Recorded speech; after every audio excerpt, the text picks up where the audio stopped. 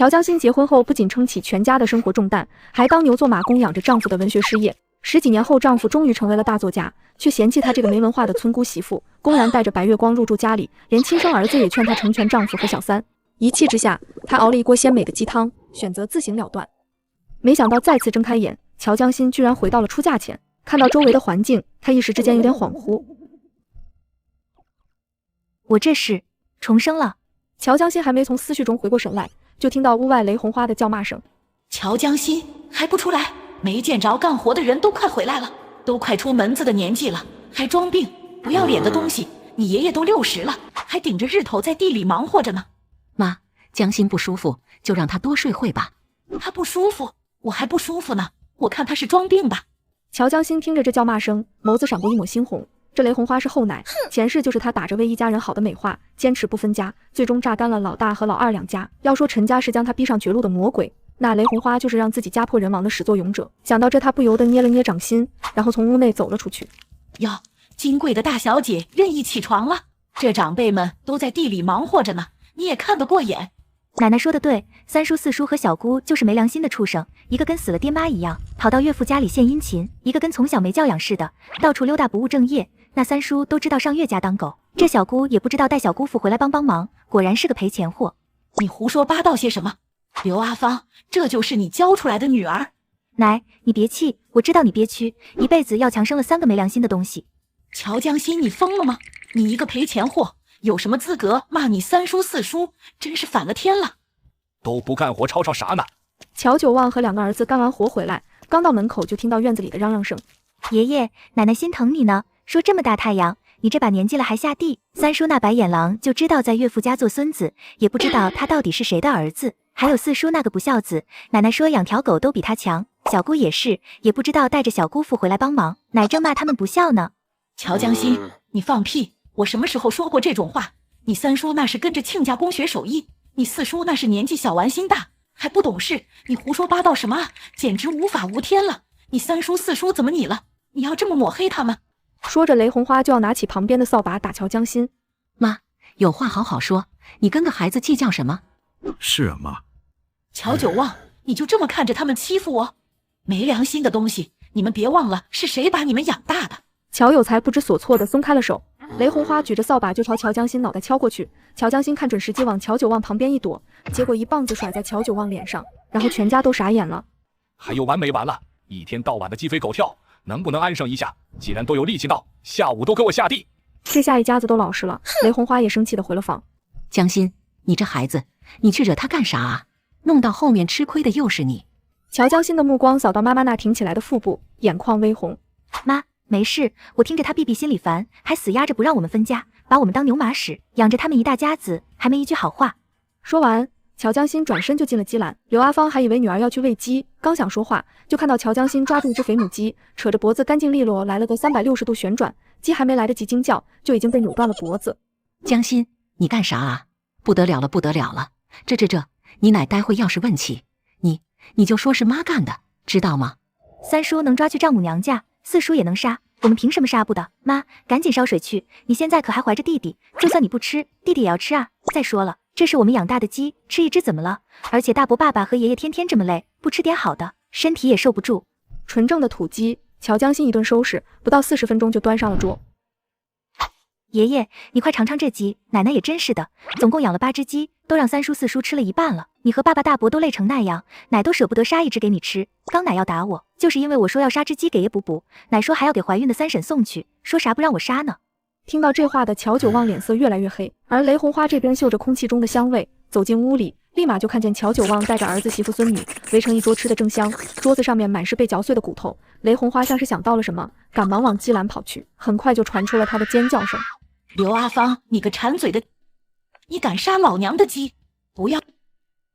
一家子偷鸡摸狗的东西，饿死鬼投胎！雷红花一边骂着一边跑进来，被忍无可忍的乔九旺一巴掌抽到了地上。乔九旺，你个老不死的，你竟然敢打我，老娘跟你拼了！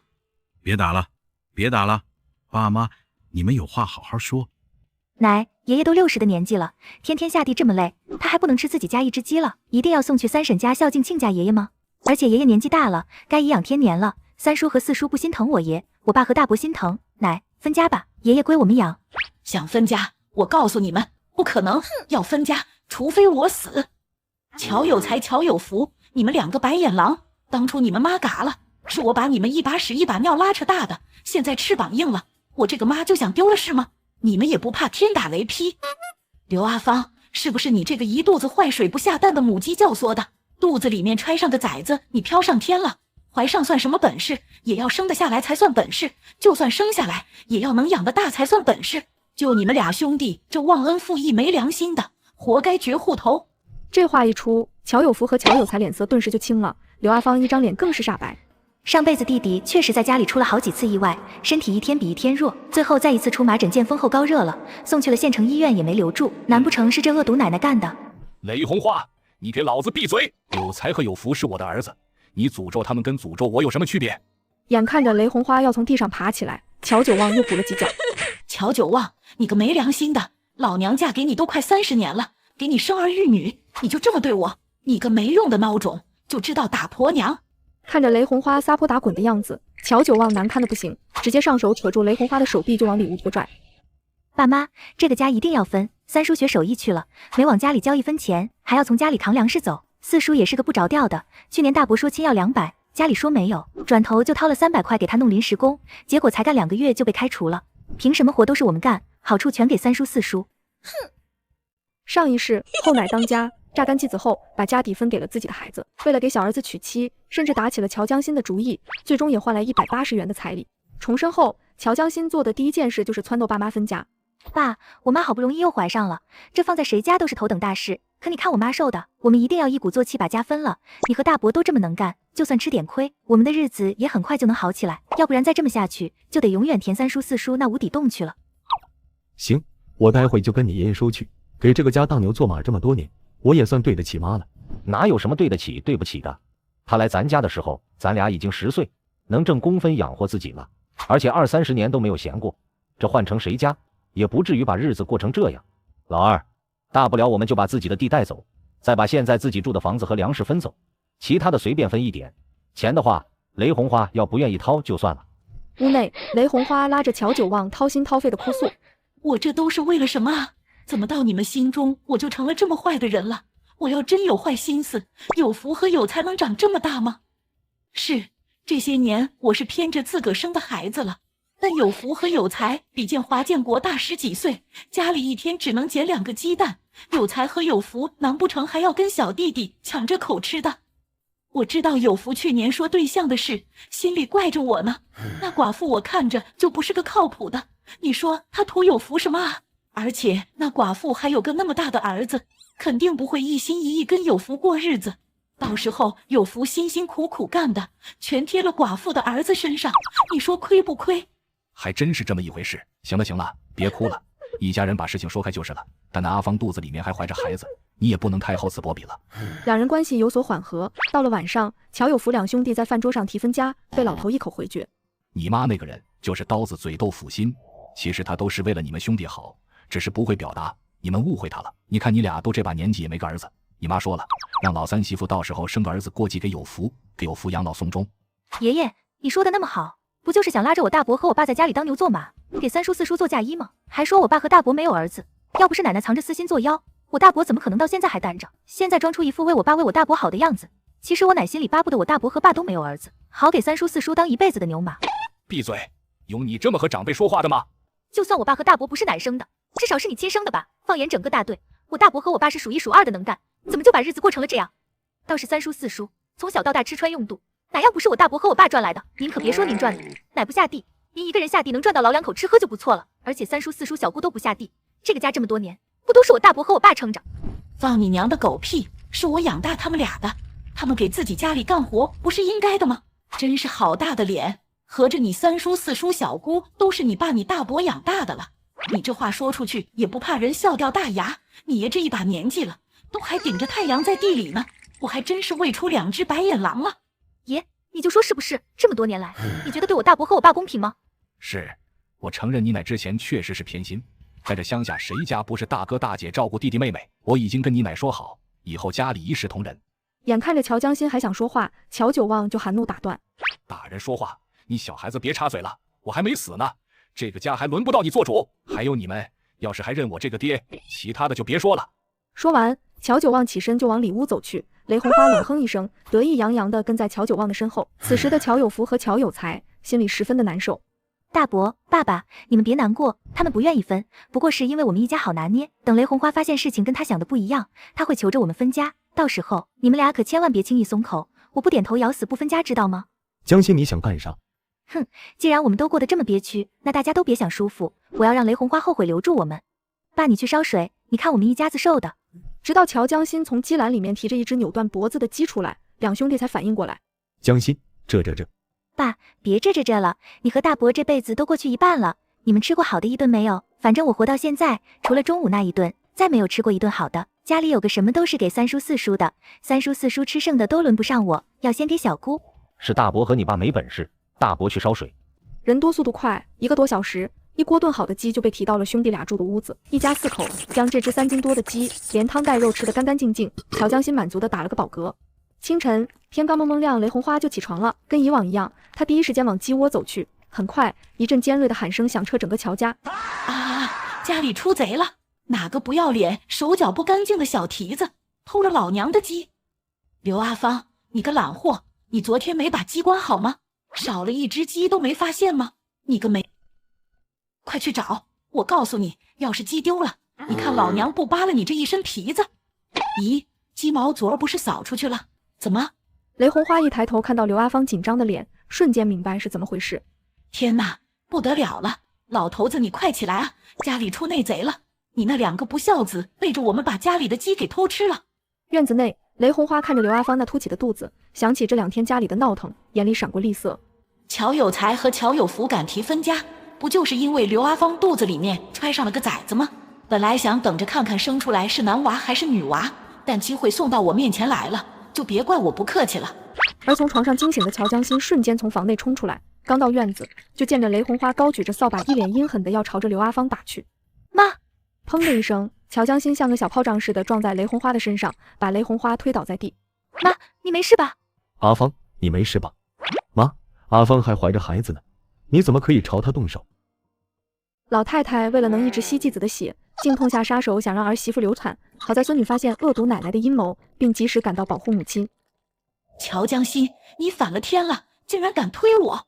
听到雷红花的喊叫声，乔江心脸色一沉，紧接着整个人朝她扑了过去，对着她的老脸就是2爪子。我打死你个毒妇，你个蛇蝎心肠的老太太！别以为我不知道你在想什么，你也不怕天打雷劈！啊！放手！乔江心，你个没教养的，敢跟老娘动手！你们干什么？乔大丫，她是你奶奶！老头子，你看看私底下他们是怎么欺负我这个老婆子的。我嫁给你快30年了，给你带大2个没良心的，还给你们老乔家开枝散叶，临老了就这么对我啊！今儿这事，你要不给我个说法，我就不活了，我不活了。爸，不是的，是妈举着扫把要打老二家的肚子，江心是担心老二家的。就算你们不是她生的，这么多年她养大了你们，你们就是这么对老人的。我还活着，你们就这样；我要是死了，他们母子还能有活路？乔江心听见爷爷的话，顿时新仇旧恨都涌了上来。上辈子弟弟生病，他见死不救，否则自己也不会急匆匆地嫁进陈家，江木也不会被耽搁救治，爸爸也不会垮了身子，大伯更不会为了爸爸去扛苦力，年纪轻轻就离世。要说雷红花是刽子手，那乔九旺就是默认纵容雷红花的帮凶。想到这个，乔江心一气之下去厨房拿了菜刀。你再动我大伯一下试试！江心，不要，你别做傻事，冷静一点。江心，听妈妈的，你把刀给我，别乱来。乔有才，你看你生的孽子！乔九旺话还没说完，乔江心手中的刀子就往雷红花脖子压了压，吓得雷红花一阵杀猪般的尖叫。你到底想干什么？这要是传出去了，你还嫁得出去吗？你奶奶再怎么说也是你的长辈，你这属于大逆不道。呵，我大逆不道，你只看到我打了雷红花，但你没有看到雷红花举着扫把打我妈的肚子，她安的什么心思？你别跟我说你不知道，她不就是想要让我爸和大伯都没有下一代，一辈子给乔建华、乔建国当牛做马吗？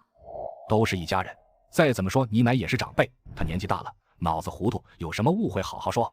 谁他妈跟他一家人？谁他妈的要跟这个连没出生婴儿都不放过的毒妇一家人？老头子，救我！乔江心，你到底想要干什么？我们想要什么您不知道吗？我们想要为自己争一条出路。你们2兄弟也是这么想的？行，我同意分家。江心，听到你爷说了吗？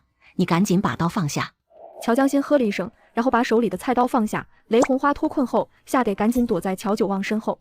忘恩负义的白眼狼，想要分家，你们就自己滚出去！这家里的一切都是我跟你爸的，活该你们绝户头！雷红花，你再说一句，我告诉你，你是长辈，我不能对你动手，但我可以揍老三老四。挑事的臭娘们，看我不打死你！我昨天是不是警告过你，有福有财和见华建国要一样，你一定要闹得这个家四分五裂，你才甘心！你一个糟文的老婆子，老子打死你！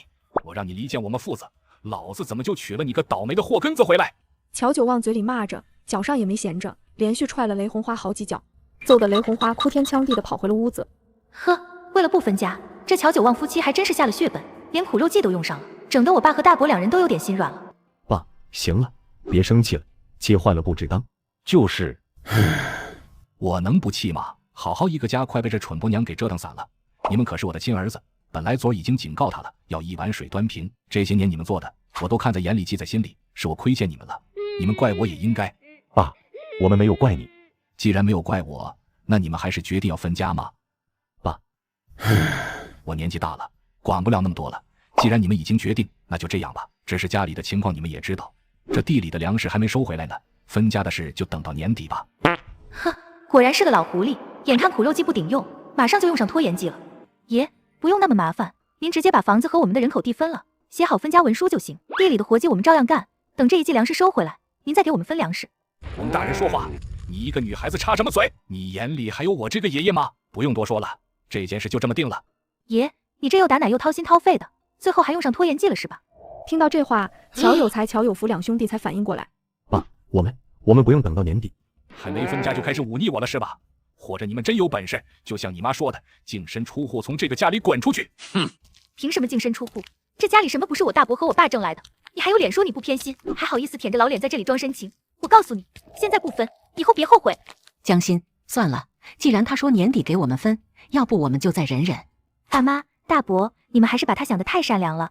哪怕他对大伯和爸有一丁点父爱，大伯也不至于到现在还单着。还有这么多年，你和爸一直没有怀上孩子，奶还经常用这事来打压你。你见我爷有没有说过一句？哥，我们到底哪里让他看不上眼了？一定要这么拘着我们？乔有福也低着头，但从那握紧拳的手可以看出来，他此时内心并不平静。江心，要不我们就净身出户，我和你爸一身力气，我不信还养活不了你和弟媳。对，听说村口的知青点有2间房废弃了下来，只要给点钱，这里可以租。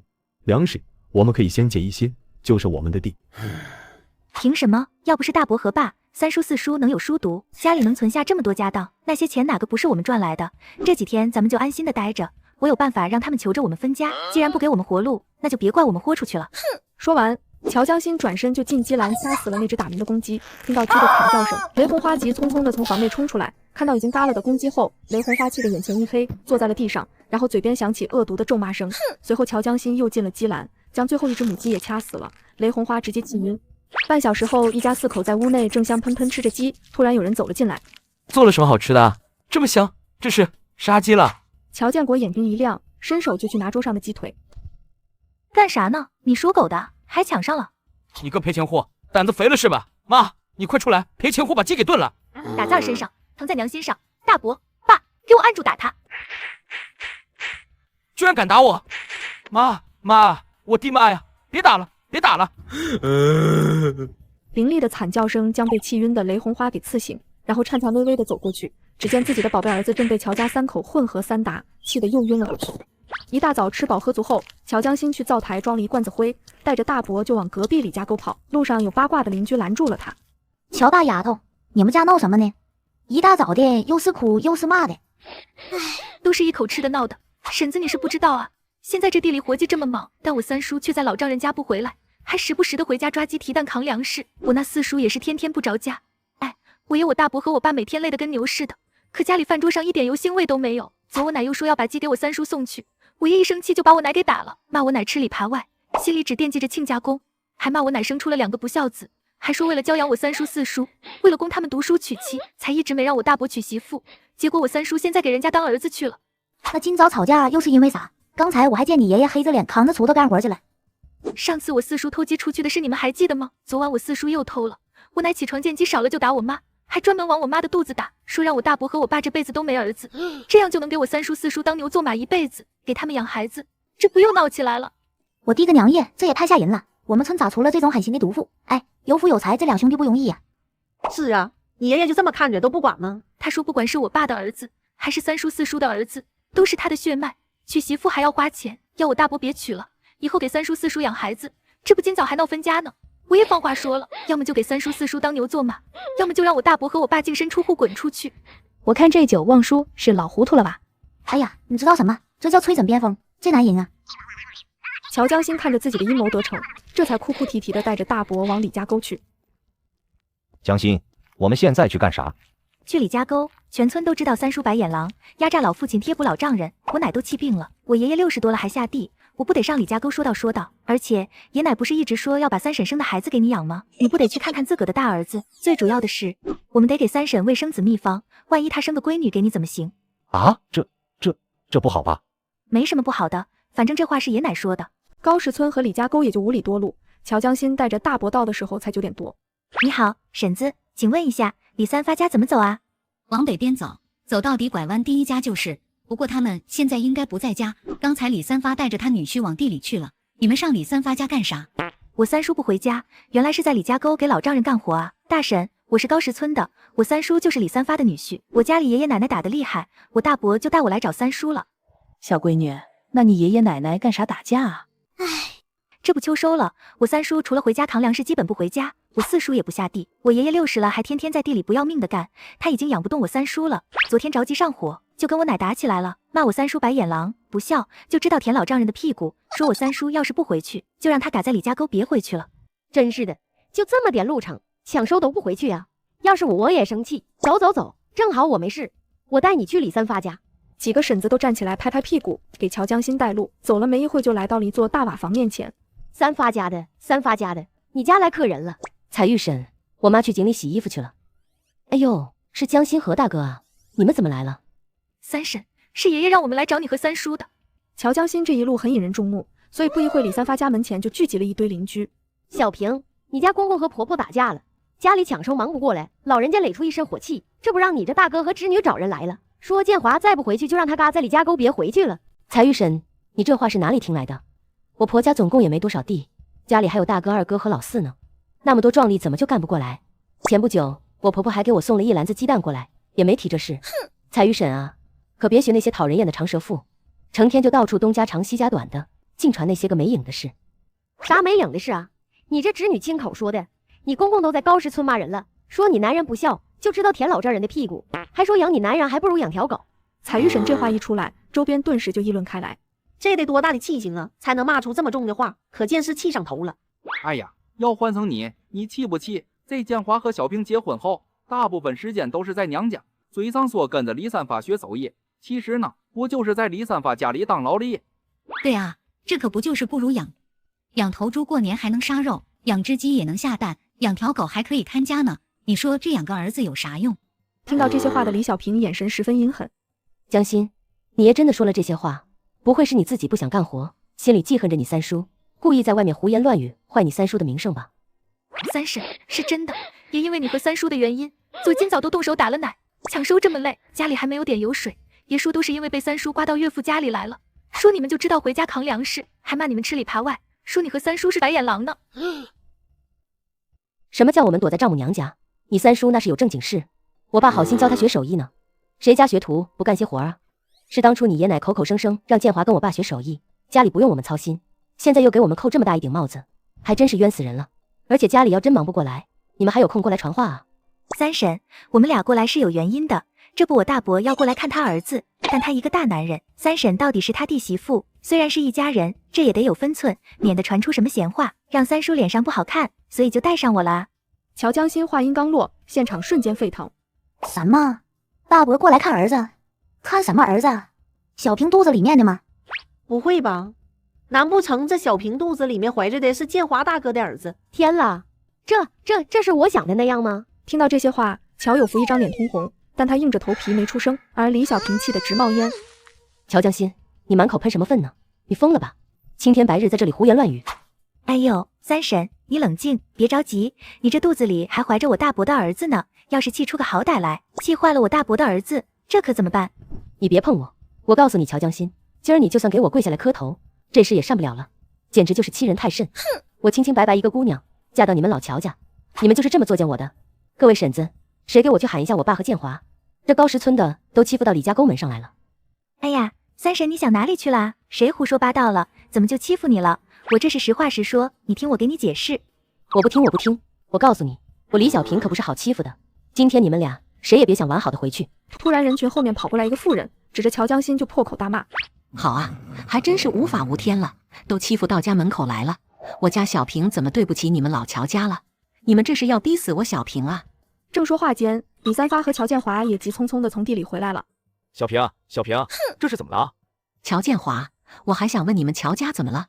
我小平是做了什么出格的事情，还是哪点对不起你们乔家了？被你们这么污蔑，你们这是要逼死我的小平啊！妈，你说什么呢？有我在呢，谁敢欺负小平？你眼瞎了吗？没看到你们乔家的人都欺负到门上了？要不是我回来的及时，小平都被他们给逼死了。三叔，是三婶误会了。乔建华回头才看到乔江心和乔有福，十分生气，举着拳头想狠狠朝乔江心揍去。不许打江心！三叔，我们说的全是真的，你们就知道打人，你们打我，我也没说谎。你们上我们高石村去问问，大家都知道的事，凭什么打我们？建华，不许动手！你要动手了，小平就真跳进黄河都洗不清了。乔家老大，你们今天来李家沟到底干嘛来了？我亲家爷爷，要不我们还是私底下说吧，待会你们又说我们胡言乱语，破坏了你们家名声。我们李家行得正，坐得端，没什么见不得人的事，你有话就直接说。那我真说了，我们只是过来传话的，你要听了不高兴，可不能欺负人。行，你说。是这样的，我爷让我喊我三叔回家干活，说这个儿子算是白养了，还说我三叔白眼狼，就知道躲在丈母娘家舔屁股，一年到头不往家里拿一分钱，还要回家扛粮食，抓鸡鸭孝顺老丈人。我爷还说三叔三婶都靠不住，要把三婶生出来的儿子过继给我大伯，我大伯这不跟着来李家沟看儿子了，他年纪这么大了，好不容易有个儿子，心里想得紧。这是秘方，我大伯可只要儿子不要闺女。亲家奶奶，麻烦您一天给我三婶喂一次，还有不能饿着累着我三婶了，这可是我大伯的第一个儿子，这药可要好好吃，别生个闺女出来，我大伯可不认的。对了，三叔，我爷还说，要是你不回去，就嘎在李家沟别回去了。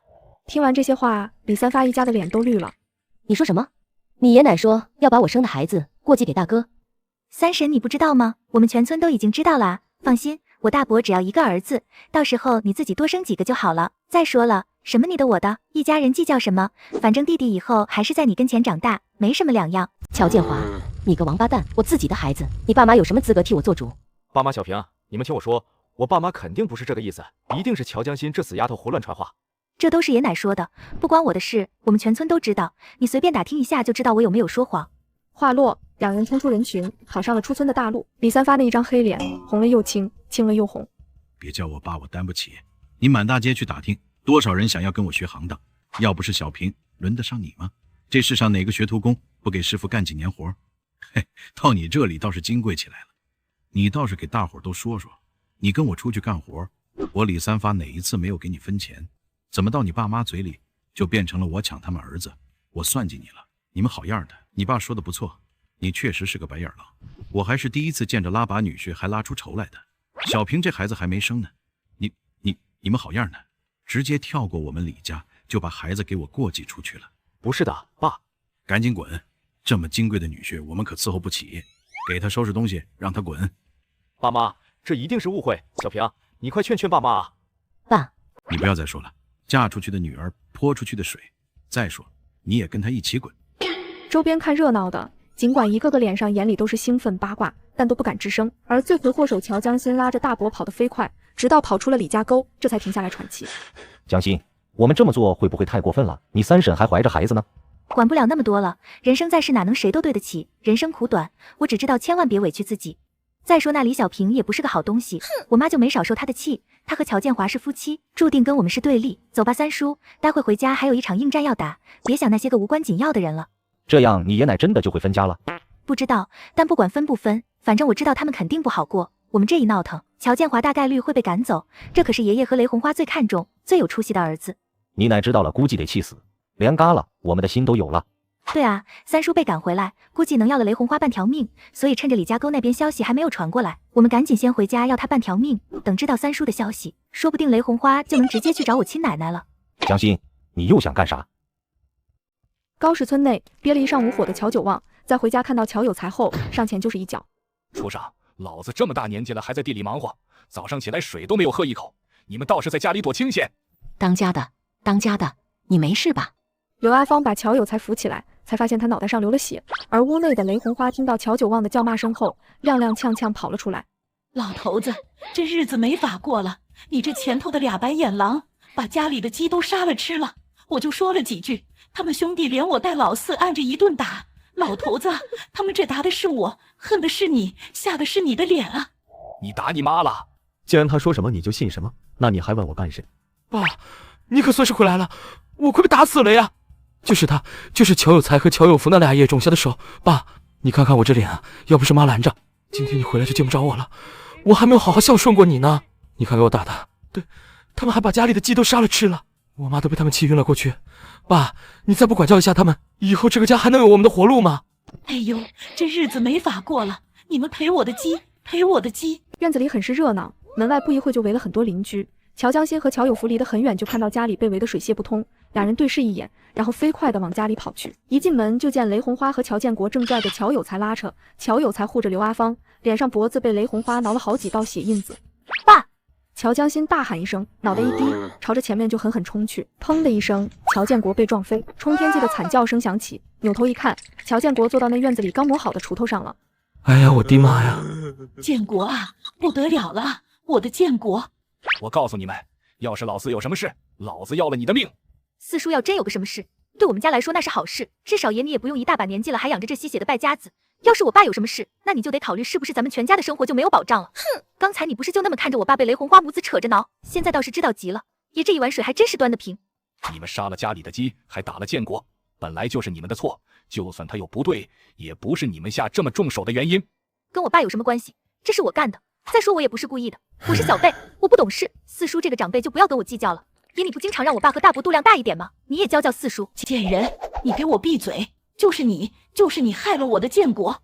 雷红花又伸着爪子朝乔江心挥去，而乔江心身子往后一倾斜，躲过了这一招，紧接着抬脚连环踢踹在了乔建国的身上，疼得乔建国鬼哭狼嚎。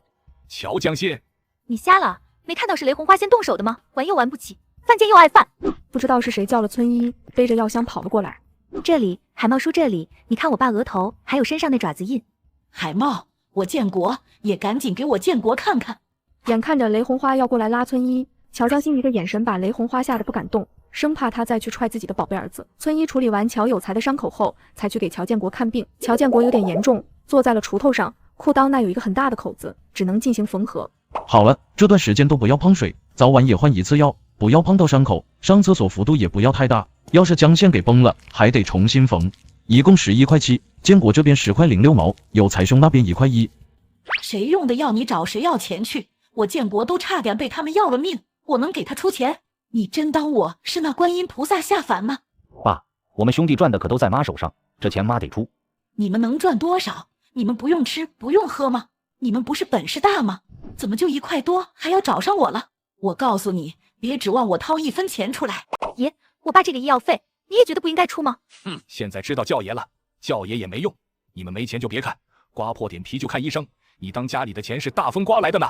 行，我们自己付就自己付。海茂叔，我们用其他东西抵。说着，乔江心拔腿就往厨房冲去，转眼之间就举着把菜刀跑了出来。雷红花想到早上那抵住脖子的一刀，整个人一阵就要弹起来了。可乔江心没有朝着走去，而是转身进了隔壁猪栏。快拦住他！快拦住他！乔江心忽略雷红花那喊破音的嗓子，朝着猪一刀挥下去。最后猪的惨叫声压过了雷红花的惨叫声，随后咚的一声，乔江心回头，雷红花直挺挺倒在了地上。乔江心，你疯了吗？赶紧给我滚出来！老二家的，你们夫妻还管不管得了了？公公，这猪是我和江心伺候大的，猪草是江心每天早上出去割的，猪食是我煮的。婆婆让我们自己出医药费，我们手中没有钱，只能杀猪拿肉抵。你要敢动江心，就从我的身上踩过去，反正你们也早看我不顺眼了，把我娘俩一起打死算了。猪栏内，乔江心还在劈猪，虽然砍出去3刀有2刀半落空，但是那猪的惨叫听得人直抽抽。雷红花颤颤巍巍地爬起来，踉跄着脚步朝猪栏走去。天啦，大丫你个，赶紧给我出来！呜，你还不如直接砍在我身上啊！我不出来，我爸欠海茂叔医药费呢，我没钱，我拿2斤猪肉抵，这是我和我妈养大的，你放心，你买来的时候17斤，我会还给你的。别砍了，别砍了，再砍真要死了，我给你拿钱。我的猪啊，要是我的猪死了，我也不活了。老头子啊，你赶紧让乔江心住手，那2头猪可是我建国的媳妇啊！邻居们听到这话，都噗呲一声没忍住笑了。大丫，我告诉你，这猪要活不了，你也别想好活，你快给我出来！你奶拿钱去了，你爸的医药费我们出。听到这话，乔江心才停手走出猪栏。来，大丫，你这样多危险，把刀给我。不了，爷，待会我们家用得上，还是我先拿着。你放心，谁也别想欺负我们家。什么用得上？老子这么多儿子，谁敢欺负？话还没说完，砰的一声，半扇大门就被人一脚踹开。所有人抬头望去，门口站着的正是李三发一家，他们身后还有一群看热闹的村民。哎呦，亲家，你们怎么来了？快进来坐。建华还愣着干啥呢？快请。坐就不用了。你们乔家的人金贵，地也金贵，我李三发不配踏进你们家的地。建华，怎么回事啊？是不是你惹你岳父生气了？爸，你还是我亲爸吗？你为什么这么害我？坏了我的名声，对你有什么好处？当初是不是你们口口声声说的，让我不要担心家里，好好跟着我岳父学手艺？现在你们又……我呸！给我们装什么糊涂呢？还怎么回事？怎么回事？你心里不清楚吗？还真当我们好欺负了？是不是觉得我家小平怀了你们乔家的孩子，就非你们乔家不可了？这还没生呢，就敢这么作践我们家小平？要是生了那还得了？亲家啊，你这说的什么话啊？小平这还怀着孩子呢。怀着孩子怎么了？怀着孩子跟我家去也比留在你们乔家被作践的好。天地良心啊，我可一直把小平当亲闺女疼啊。高妹子，你这说的是什么话？都到这个时候了，你们还糊弄我们呢？你们说是不是要把我小平肚子里的孩子过继给你家那孤寡老大？谁说的？我呸！还谁说的？接你家老大都上我家看儿子了，还说你们全村都知道了，你们这简直欺人太甚！爷爷奶奶跟他们解释什么？三婶这肚子里面的孩子就是我大伯的儿子，反正他们早晚都得知道，告诉他们又何妨？你胡说八道什么啊？奶奶，我们家这么多人怕什么？不是奶你自己口口声声说要把孩子过继给我大伯的吗？还说如果我妈肚子里面的不是儿子，以后也让我三婶给我爸生一个，我们全家都知道啊。总你还在说呢，爷爷，你说是不是？这不都是咱昨天商量好的吗？现在村子里都知道这事，他们随便一打听就能打听出来，我们也没必要藏着掖着。再说了，这世上哪个女人不生孩子？让她给我三叔生孩子是看得起她，就我三叔这种人才，多少女人上赶着。你给我闭嘴！大伯，爸，快来，给我将这群破落户打出去！爷，别怕，今天要是谁敢动你，就从我身上踏过去。乔江心话还没说完，就用力扯住雷红花往前甩了去，呜呼一声惊呼，雷红花往高翠兰身上扑去，把她压在了地上。你个老泼皮，老娘跟你拼了啊！死癫婆，老娘好话都说尽了，你他娘的，老娘薅死你！而乔友才看清形势，也冲了过来，瞄准乔建华一个飞跃，一拳头就砸在了他的脸上。你个不孝的王八蛋，我打死你！爸妈为了你3天2头打架，你还敢带人打上门来？别打了，误会都是误会呀！哎呦，李三发，你还看着干啥？快拉！乔九万话没说完，就被人从后面一脚踹在了屁股上，整个人朝着李三发扑去。好啊，演不下去了是吧？老子忍你很久了。看热闹的很多，现场也打得十分惨烈。乔江心目光扫过现场摁成的几团，雷红花和高翠兰，他爸和乔建华，乔九旺和李三发。嘿，这不还有个落单的李小平呢？你要干啥？我可不是雷红花那个没素质的老泼妇，我是来跟你讲道理的。你看看，都是因为你，我三叔好好的爷们娶了你个脚家的婆娘，就忘了爹妈，一定是你个黑了心肝的教唆的。肚子里面揣上的崽子就了不起了，多生几个怎么了？我爷奶都同意了，你竟然敢反对，吃了我们家的鸡和蛋，竟然不想给我们家下蛋，反了你了。乔江心指着李小平的鼻子，将雷红花之前挂在嘴里骂刘阿芳的话全都来了一遍。还没骂完呢，只见李小平眼里闪过算计，然后哎呦哎呦的捂住肚子叫唤了起来。奶，你别打亲家奶奶了，三婶被你气流产了。爷奶，你们别打了，三婶被你们气流产了。顿时，所有人都定在了原地。小平，小平，你没事吧？刘海茂呢？快找刘海茂！你们高石村的赤脚医生，我们不信。走，去卫生院，快去卫生院！建华，赶紧去借拖拉机。这件事不说清楚，谁也不许走。爷爷，你和奶亲自承诺的，让我大伯别娶媳妇，说三婶会给我大伯生儿子，现在你们又反口了，那我大伯这儿子就没了。既然三婶不给我大伯生儿子，那你们就必须给我大伯娶媳妇。滚开！你们要有本事自己去娶。一行人抬着李小平急急忙忙的跑了，留下一群看热闹的。大伯，你被骗了，他们就是不想给你娶媳妇花钱啊！爷奶也太偏心了。你爷刚才让我自己去娶，我们家的一切都在你奶手中抓着，你爷奶不点头，我拿什么娶啊？有福啊，这2天外面的传言是真的，你爸妈真说要把老三家的儿子过继给你。对，他们一直说家里没钱，娶媳妇要花钱，我说要分家，我自己存钱，他们不肯，还说不分家都是为了我好，让我好好干，说是已经和老三夫妻商量好了，把老三儿子过继给我。哎，这9万干的这叫什么事啊？没事，大伯，刚也不是让咱们自己娶吗？咱就自己娶。您和我爸给家里干了快30年了，这家里的一切都有你一份，咱拿咱们自己的那一份娶。走，回家杀猪卖粮食。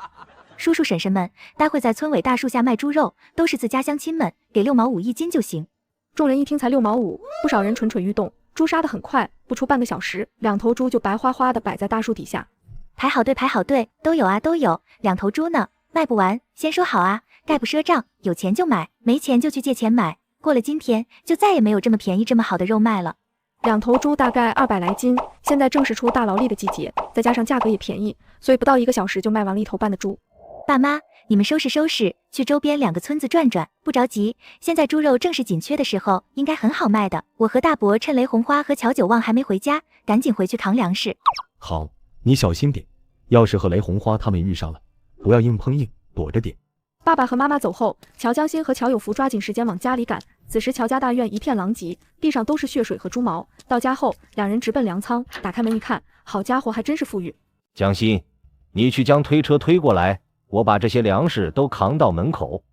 西屋内，乔建国缩头缩脑的朝着外面张望。反了天了，这2夜总要将家里搬空了，杀了家里的鸡和猪，现在连粮食都不放过，爸妈怎么还不回来啊？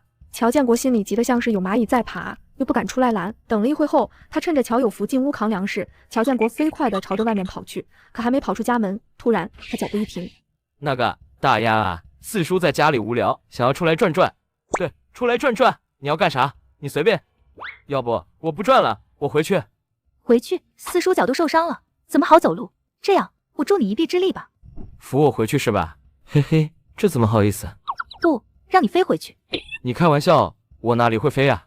话音还没落，只听到“丢”的一声，某人在空中划过一条抛物线。2人搬好粮食后，直奔镇上粮站，中途都不敢歇息，生怕雷红花和乔九旺收到消息追过来。粮站人不多，进去大概半个小时，一推车的粮食就换了114块钱。握着手中的钱，乔有福眼眶微红。原来1板车的粮食就能换100多块钱。哼，要不说爷奶偏心呢，给大伯你娶个媳妇100块钱都不乐意。但这2年，三叔往丈母娘家拉的也有1板车粮食了。江心，你拿着吧，这么多钱，我心慌。乔江心也不客气，把钱塞进了兜里，然后就往家里赶。等乔江心和乔有福到家的时候，乔有才和刘阿芳已经回来了。江心，你们可算回来了，怎么样？还顺利吗？没遇上你奶吧？大哥，你说，爸回来知道了家里的事，不会直接承受不住，气死了吧？江心，待会你爷奶要动手，你就赶紧带着你妈进屋关着门。对，你们到时候躲好了。还有这卖肉的钱你拿好，不管他们怎么说都不要开门。我和你大伯皮糙肉厚的，一顿打没关系。做都做了，怕什么？现在家里就剩爷和雷红花，我们还奈何不了他们吗？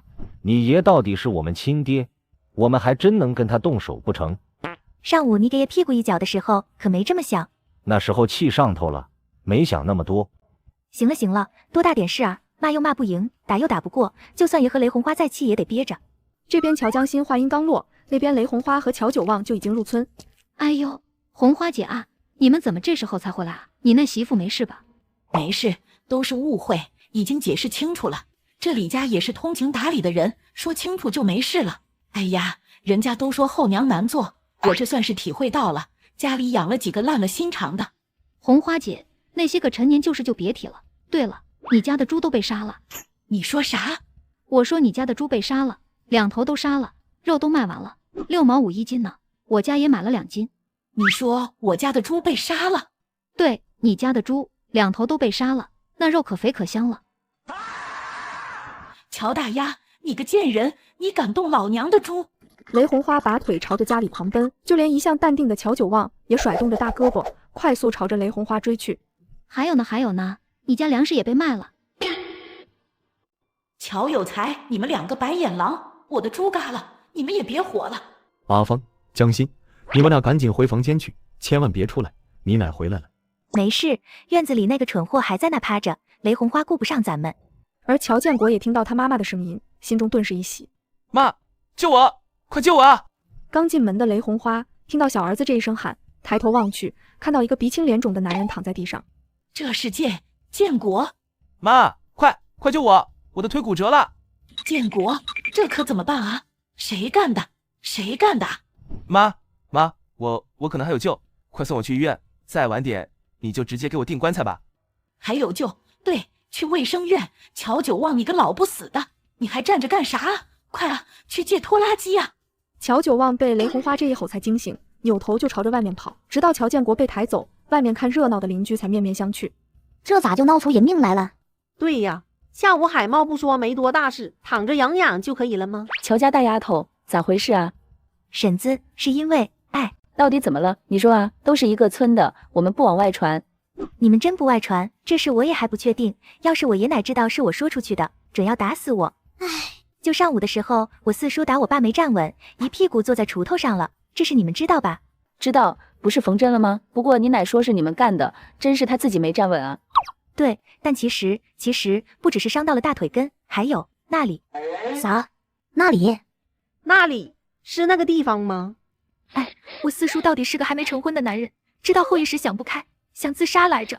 乔江心主打就是一个胡言乱语，不管有没有逻辑，反正这都是大家爱听的八卦。天色渐渐黑下来，围着乔家看热闹的人也都回去了。刘阿芳把下午刘自家吃的几斤猪肉炖了，一家4口晚上又吃上热乎乎的炖肉。这饭是我这么多年吃过最舒坦的一顿。妈，你放心，等分家了，天天都是这种舒坦日子。你爷奶真的会同意吗？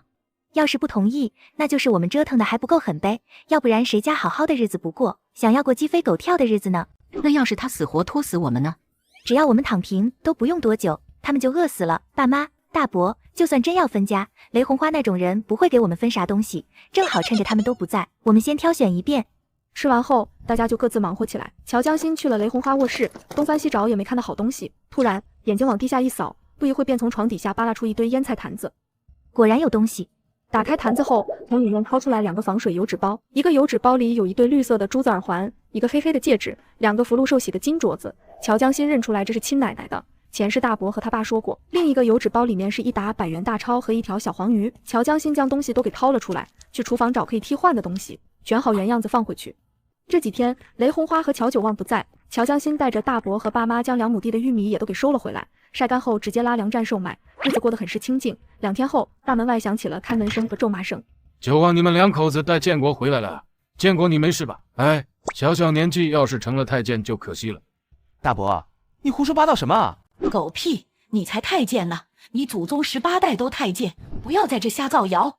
你家建国不就是因为那玩意用不了才自杀的吗？什么叫老子造谣？谁他娘的都清楚的事，还用老子造谣吗？不过你既然污蔑了我，这一顿骂就不能白挨。看我不给你宣扬的10里8乡都知道，我就跟你姓。门口，雷红花3人黑着脸朝着里面走来。地里的包谷都收回来了是吧？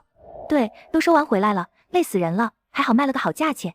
你们把刚收回来的包谷也卖了？不然呢？我们顶着这么大日头，收回来养乔建华和乔建国吗？你是被鬼附身了吧？你怎么跟我说话的？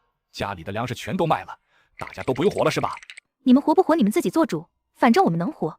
你们到底想要干嘛？哼，我们就是不想再给你们养那4肢不全的东西，不想再被你们压榨了。你骂谁呢？你个贱人，你才4肢不全，我看你是想气死我们2个。你猜的挺准。啥也别说了，这样吧，你们把卖猪和粮食的钱交出来，老大去你三叔公家一趟，把他喊过来做个见证，这个家就依你们的，分了吧。爸，我们不想分家了。你们刚才说什么？你们再说一遍。爸，我说我们不分家了。你们不是一直闹着倔着要分家，不一直觉得我们压榨你们偏心建华建国，不一直觉得我和你妈不公平吗？现在怎么又不分家了？我们冷静下来想想，家里还挺好的，有房子住，有饭吃。之前你是亏待了我们，这不我们猪和粮食也卖了，钱也拿到了，我们现在心里已经平衡了，大不了以后我们就跟建华建国一样，他们坐着我们也不动。你们之前不一直叫嚷着我偏心吗？把钱交出来后，咱就办理分家。你妈说的对，这家里这么多人住在一起，难免就会起矛盾，所以还是分开的好。爷，我大伯和爸这2天一直在反省呢。你说我大伯和爸有私心了，嫌弃老人了，这你真误会他们了。他们是有私心，他们的私心就是心疼你啊。你以为我们为什么要分家？我们就是看不惯您这么辛苦，看不惯雷红花母子趴在你身上吸血，这才想着要分家。好，是我误会你们了。你们都是好孩子，我一直都知道你们是最孝顺的。建华建国也该立起来了，不能总要你们推举着。你们都是我的儿子，再这么拘着你们兄弟，爸这心里也过意不去。想了想，还是分了吧。要不以后下去了，我也没脸去见你妈。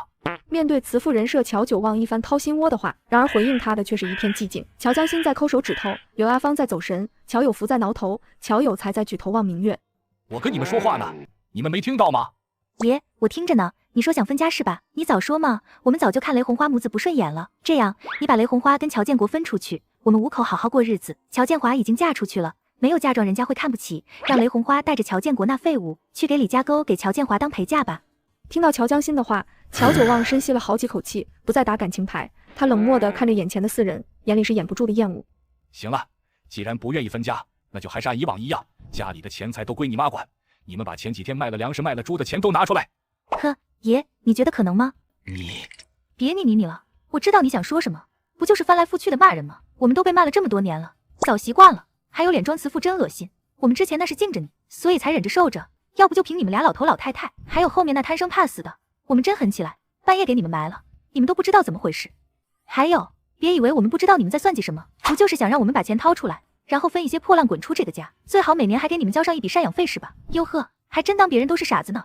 我告诉你，以后我们啥也不干，等把你们俩熬没了，那家里的一切就都是我们的了。老大、老二，他这么恶毒，你们知道吗？你们就这么看着？爸，你知道的，我没读过书，不聪明，我听他的。窝囊废，没出息的孬种。妈，分家，赶紧把他们分出去。难道你真想白发人送黑发人吗？他们要什么就给他们分，我不要跟他们住在一起，我不要。建国，你冷静一下。我冷静不了。乔江心被吼得整个人都烦躁了起来，然后起跑抬腿踹过去，砰的一声，乔建国摔倒在地。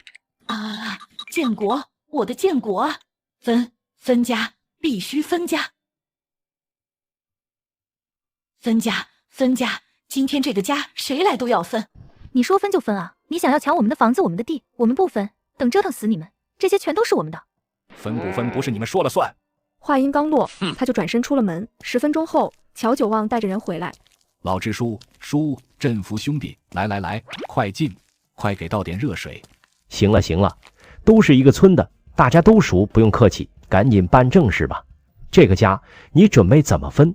爷，你真要把奶和四叔分出去啊？大丫头，你说的啥意思？没有，你别听他胡说。闭嘴！这么多长辈坐着呢，有你说话的份吗？我又没有说假话。叔，你们别听他胡说。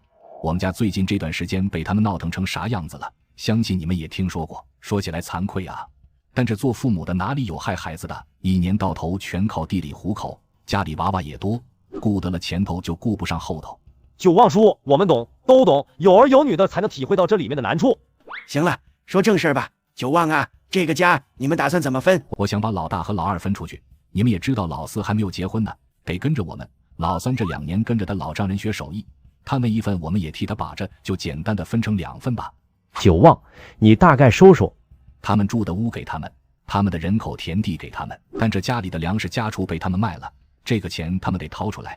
我们老2口年纪也大了，而且老四还没成家呢，这钱就作为我们老2口的棺材本了。家里的家社给他们分一些，以后他们兄弟每年给我们老2口150斤粮食，外加20块钱的赡养费，差不多就这样吧。对了，分家了还是亲人，春种秋收啥的要回来帮一下忙。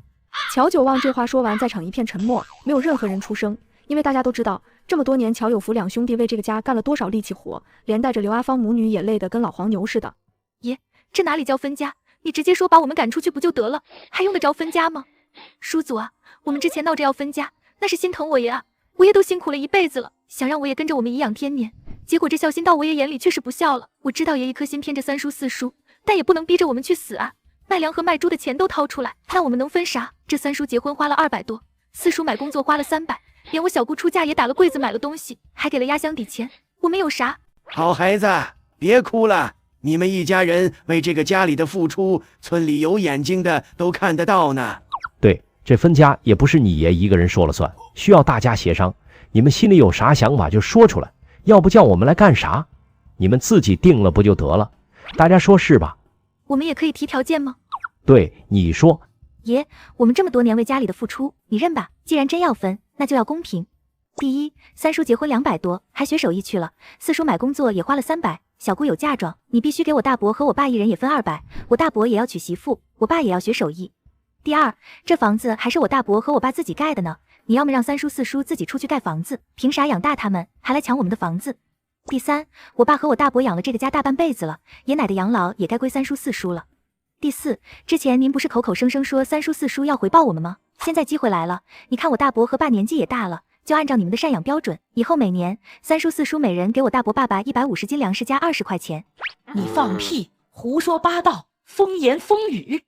叔，你们可别听那白眼狼胡说，这满天下去问问，有没有这么分家的？要这样还分啥啊？这和赶我们出去有啥差别？九旺家的，冷静一下，就算分家后也是亲人，没必要闹得太难看。啥事大家都该有商有量，做长辈也要有个长辈的样子，不能只许你们提条件，人家不能有意见吧？臭娘们，给我闭嘴！九旺啊，你觉得大丫这提议怎么样？大丫这么分，你心里不好受吧？那你之前提的那些个条件，你自己又觉得公平吗？有福有财为这个家付出了大半辈子，帮着家里养大弟弟妹妹，甚至弟弟妹妹成家立业也有他们挣来的。你们不说感恩，到了这把年纪要把他们赶出去，要不是我们亲耳听到，我们都不相信你是一个父亲啊。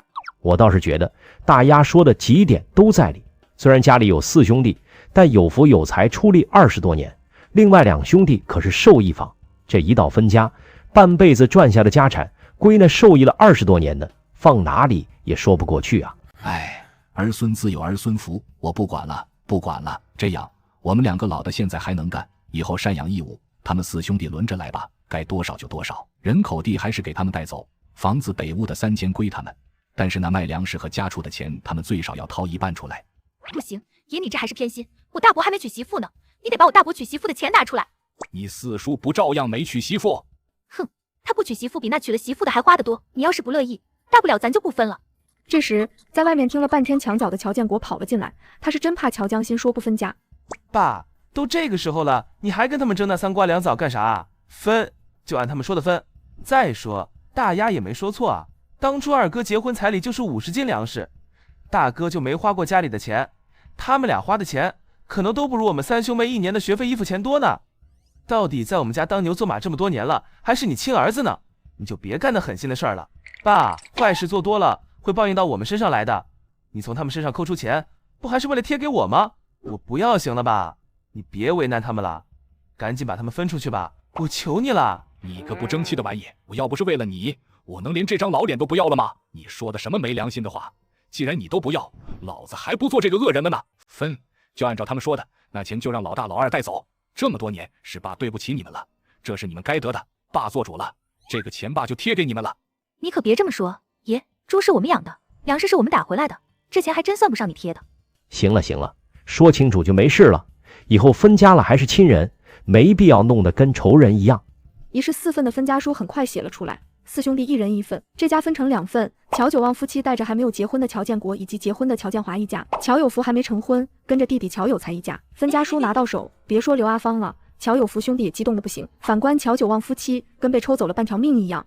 乔江心见才7点多，思考良久后，自己转身进了隔壁三叔公家里。三叔公叫乔九兴，和乔九旺一母同胞，但2家因为雷红花的原因关系不好，很多年没说话了。三叔公，我想问问我家靠近您家的那3间屋子要不要？可以卖给你们。什么？你说要将靠近我家的3间屋卖给我？对，我们已经分家，分家文书也签了，那3间房归我们，你我大伯和爸就会把墙砌起来，与那边隔断。三叔公，你也知道我乃是什么样的人，我们是宁愿出去找地重新盖房子，也想离他们远点，就是不知道你们嫌不嫌麻烦，敢不敢接这房子？接？怎么不敢接？乔江心将家里分到的3间房以210的价格卖给隔壁乔九兴，又和对方约定好，先让乔九兴家里暂时保密。回到家后，乔江心拉着爸妈和大伯商量起来。爸妈，大伯，我想盖个房子，离乔家远点，想将房子盖到村北去。那老泼妇吃了这么大个亏，恨不得吃了我们呢。现在他照顾乔建国，暂时没空找我们麻烦，但他肯定不会善罢甘休。年后我妈可就要生了，想想小宝。完，离远点好。可我们另外起房子，这边不是白送给他们了？这么大个便宜，他们可要高兴坏了。哼，他们想屁吃吧？我已经上三叔公那边问过了，这房子卖给他们，他们要。三叔要你上门了，他们没赶你。三叔公又不是不讲道理的人，他们恨的是爷夫妻，我们只是被雷红花他们牵连的，更何况他还不是我亲奶呢。这段时间家里闹得鸡飞狗跳，他们住隔壁，心里也有数。三叔买了房子，你奶知道后估计得气疯了。大家商量一致后，乔有才就带着乔江心和老支书上了乔九新家里。在老支书的见证下，双方将事情拍定下来。这个时候盖房子的地基都是大家自己占的，只要是村里人就能盖。和老支书打过招呼后，乔江心带大伯和爸爸去村北圈了不小的一块地。乔家分家这件事的热度还没退去，又传出了乔有福兄弟要在村北盖房子，大家议论纷纷，有指责雷红花黑心的，有指责乔九望偏心的，也有指责乔有福兄弟不孝的。有的见着乔有福兄弟就劝年轻人要大方点。刘阿芳去井里洗衣服，同样被人说道要劝着男人孝顺，但乔江心可不一样，他年纪小不懂事，直接将素质不详、遇强则强发挥到了极致。一天时间就和村里3个最强的老太太交手了，他也差不多是从这个年纪回来的，踏脚的节奏他都知道。而且乔江心蹦跶起来比对方还高，对方朝着乔江心面前的空气拍巴掌，试图击退乔江心，乔江心直接就捅下了。后面是老太太的儿子媳妇亲自过来搀扶并道歉，他才站起来。另外一个骂遍全村无敌手的老太太，乔江心直接贴脸开大，趁着对方张嘴咆哮时，举着水壶喝了口水，然后拼射到了对方张开的嘴里。全场围观的群众都被硬控了好几秒。最后一个老奶奶是围观中的一个，可能是见前面老姐妹败了，这时候彰显自己的实力，她骂得脏，乔江心骂得更脏。对方咒乔江心的终身大事，乔江心就咒他的终身大事。最后那接力的大妈战败，红着眼睛走了。乔江心一天3杀，直接一战成名。可坏处是，他凶悍的名声半天传遍全村，甚至隐隐有着往外村扩散的趋势。而本对乔江心十分看重的车金梅也犹豫了起来。干事挺能干的，但这性子好像烈了点呀，会不会不好掌控？因为盖房子的原因，近几天乔江心和大伯爸爸成天忙得脚不沾地，招了工人，3天时间就铺好了地基。雷红花看着隔壁天天又是肉又是鱼的，也没有说给梁老送一碗，心里更是恨毒了乔江心一家。终于在一天乔有福兄弟忙完回家后，雷红花悄悄地抱起一双破鞋和一把剪刀，踏着月色朝着村北去了。而乔江心这边，一家4口坐在饭桌子上，正商量房子的事情。饭还没吃完，门外就探进来了一个小脑袋，是隔壁三叔公家里的一个小孙女。大丫姐，大丫姐，梨子，你吃过了没有啊？来，接我家煮了豆腐呢。不了，大丫姐，我奶让我过来跟你说一声，二奶奶刚偷偷摸摸往村北去了，怀里还抱着啥东西呢，从后屋绕过去的。我哥拉屎的时候看见，跟我奶说了，我奶让我过来告诉你一声。他这大晚上的干啥去了？有才，快别吃了，赶紧看看去。乔有福兄弟当即朝着外面大步追去，乔江心也跟着2人身后跑。3人跑到村北，远远就见着一个黑影鬼鬼祟祟的在地基里面埋东西。等一下，要不我们先别声张，等他将东西埋好，我们再将东西挖出来丢掉。大伯不是说今晚就搬过来守着了，都准备守着了，我还能受他这个气？现在可是他自己撞上来的，这么好断亲的机会，打了也是白打，我能放过？乔江心说完便低头捡起一根木棍，然后跟只小猎豹似的朝着地基飞快跑去。此时的雷红花嘴里还在念念有词。就在这时，他听到身后有动静，一回头就见着空中一个黑影朝着他扑来，然后砰的一声，雷红花天旋地转，眼前一片漆黑，倒在地上，紧接着就是木棍抽打的声音。哎呦喂，打死人了，救命啊！呜，别打了！雷红花被打得惨叫连连，叫着，声音越来越虚弱，后面直接就没了声响。江心，住手！快住手！这可是我们新房子，他要嘎在这里多晦气呀！放心，肯定还有气。我要下狠手，我捡的就不是这根木棍了，而是大石头。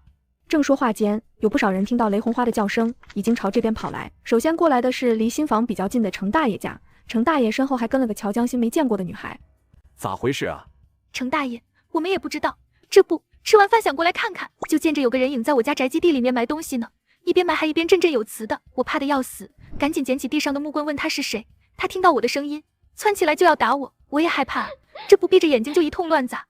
要不是我大伯和我爸听到声音赶过来拉住我，我现在还吓魔怔着呢，吓死我了。这是谁呀？不知道，天太黑了没看清。手电筒照过雷红花的脸，鼻青脸肿的根本看不出是谁。这是人是鬼啊？是不是嘎了啊？我看着他举着利器要伤我，我害怕才打他的。没事，应该是晕过去了。听到动静的人越来越多，很多邻居都出来看热闹。大家都来看看，看认不认识？这脸都看不出人样了，怎么认？看衣服是个女的，这个时候跑来村北的，肯定是我们村的。咦，买的啥玩意呢？这是啥？剪刀，还有一双鞋，这得多大仇多大恨啊！这人我咋越看越像是雷老婆子啊？大家快看看，今儿他上井里刷过节不就穿的这身衣服吗？好像还真是。没一会，乔九旺、乔金城、老支书等人都到了。乔九旺看着躺地上不成人形的雷红花，双眼跟刀子似的刮向乔江心。乔江心装作害怕的样子往后退去，正好退在了牛婶子怀里。见过后娘偏心的，也见过后娘狠心的，但像雷红花这么毒的，十里八乡还真没有出现过。你们说这雷红花敢这么放肆，是不是有些人在背后纵容啊？这后妈狠心说得过去，这亲爹想要自己断子绝孙的，不说没见过，我是听也没听过。你瞪啥呢？说的就是你乔九旺，一根直肠通大脑的玩意，脑子装的不是屎就是屎吧？这有福有财不是你生的是吧？难不成是五杨梅姐给你戴了绿帽子，让你这么恨着自己的儿子呢？恨不得全家都给弄死，换别人家遇上儿子起新房这种大事，做长辈的得多高兴。到你家非但不为子孙欢喜，怎么还能上门找不痛快呢？而且那女同志根本没看清楚是谁，是那老太太想要伤人，那女同志才拿木棍将人打晕的。这也就是在乡下，要是在城里，打死都是活该的，还可以报公安抓去改造。听到这话，乔江心看了一眼这个帮自己说话的女孩。九旺啊，今儿雷红花干的这个事儿跟你有关系没？金城叔，冤枉啊！我要是知道这事我还不阻止，那我还是人吗？希望你真是个人。老支书，我发誓，真跟我没关系。这件人，我回去一定好好管教，再也不让他出来生事。要有下次，腿我都给他打折了。不用你打，已经折了。哼！行了，都别吵了，到底是你们自己家里的事情，先把雷红花弄回去，一会让海茂看看。乔九旺在全村人面前丢了这么大的脸，心里一肚子气，看到罪魁祸首，实在没忍住，朝着雷红花狠狠一脚就踹了过去。贱人，我让你做！这一脚踹在了雷红花的腿上，雷红花顿时发出杀猪般的惨叫。哎呀，叫得这么惨，我也不会把我那腿给踹折了吧？折了也是活该，你要真是个男人，早该打折了，免得他成天好日子不过，上蹿下跳折腾你们没个安生。雷红花被抬回了乔家院子，刘海茂急匆匆地赶来。其他的伤还好，就是腿折了，建议你们最好往卫生院去一趟。我也打得好，终于有点做男人的气概了。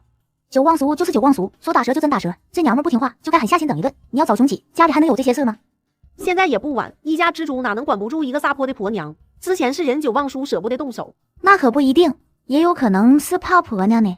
谁说老子怕婆娘？老子之前是念着2个儿子，背着我干这种事，弄得大家都以为我是那狠心的爹，真当老子是吃素的呢。别说打折了，打死的都是活该。经过这次的事，乔有福两兄弟直接搬到新地积水，而乔江心每天帮着刘阿芳做饭洗衣服，一来二去和那个叫刘心妍小姑娘打起了交道，两人渐渐熟了。你和程大爷是什么关系啊？我和程大爷没啥关系，是顾云舟和他有关系。程大爷是顾云舟的表舅。顾云舟是谁？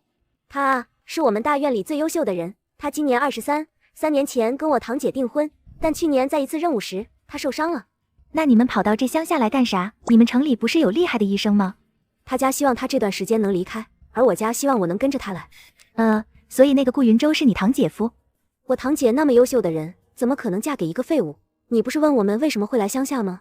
因为我堂姐，也就是顾云舟的未婚妻，要嫁给他大哥了，他这个当事人必须得避开，要不然大家面子上都不好看。啊，那你堂姐也太那啥吧，人家刚受伤失势了，她转头就嫁给了别人。哼，哪里是我堂姐不要脸，所有人都知道是顾大哥受伤后不想耽搁我堂姐，所以主动退婚。我堂姐品行高洁，不同意。顾家长辈怕委屈了我堂姐，提出由长子顾云海履行这场婚约。我堂姐在我大伯大伯母的百般劝说下，无奈点头。啧，这倒霉蛋真是可怜。行的时候是整个家族的骄傲，是下一代中的翘楚，这一出事就被家人、被整个家族放弃了，还被自己的爱人给抛弃了。那你呢？跟你有什么关系？我大伯和大伯母怕顾大哥以后还有机会起来，就把我这个好拿捏的孤女抛了出来。所以你变成了你前堂姐夫的未婚妻。我的妈，这个世界也太乱了吧！我可没有，我有喜欢的人，他是外科医生，顾大哥也是知道的，他只把我当邻居妹妹。哎，江心，你也觉得顾大哥很可怜吧？其实还有一件更恐怖的事情，就是我偷偷听到有人说顾大哥受伤有顾云海的原因，所以顾云海才会升职。江心，你说有的人连自己的亲人都要算计吗？那顾云舟呢？就这么摆烂了？我不知道，我就看着他一天比一天沉默。日子过得很快，新家的房子已经初具成型，瓦片这几天就能盖上，然后把里面墙壁涂抹一遍就差不多了。中午午饭过后，乔江心手上端着2个碗往村北走。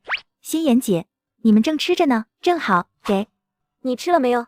要不要一起？大丫头，快来！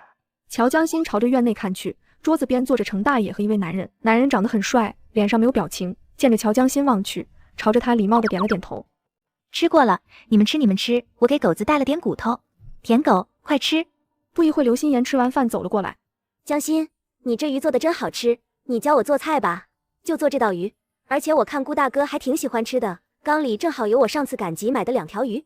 你不是说那里面养的都是你儿子吗？舔狗爬上去捞了2爪子，还被你追着转圈打呢。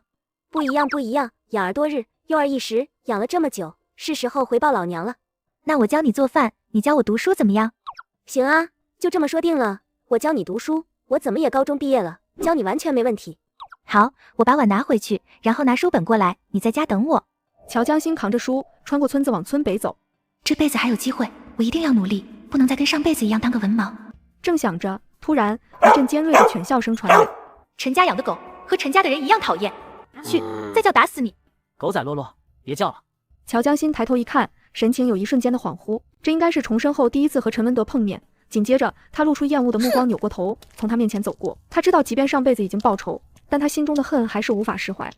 而陈文德目光跟着乔江心的背影远去，直到他消失。陈文德知道他就是乔大丫，他妈已经在他面前提过好多次了。可想到刚才乔江心厌恶的眼神，他不清楚乔大丫为什么会这么看自己。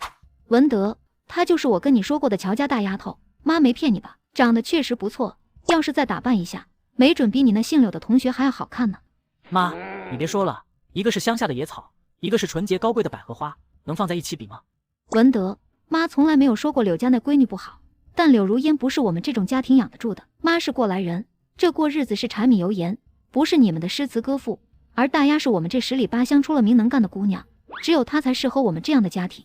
哎，你也让我们省省心，为家里想一下好吗？妈知道你不甘心，可这就是命啊。陈文德听着车金梅的哭诉，心口像是被压得喘不过气。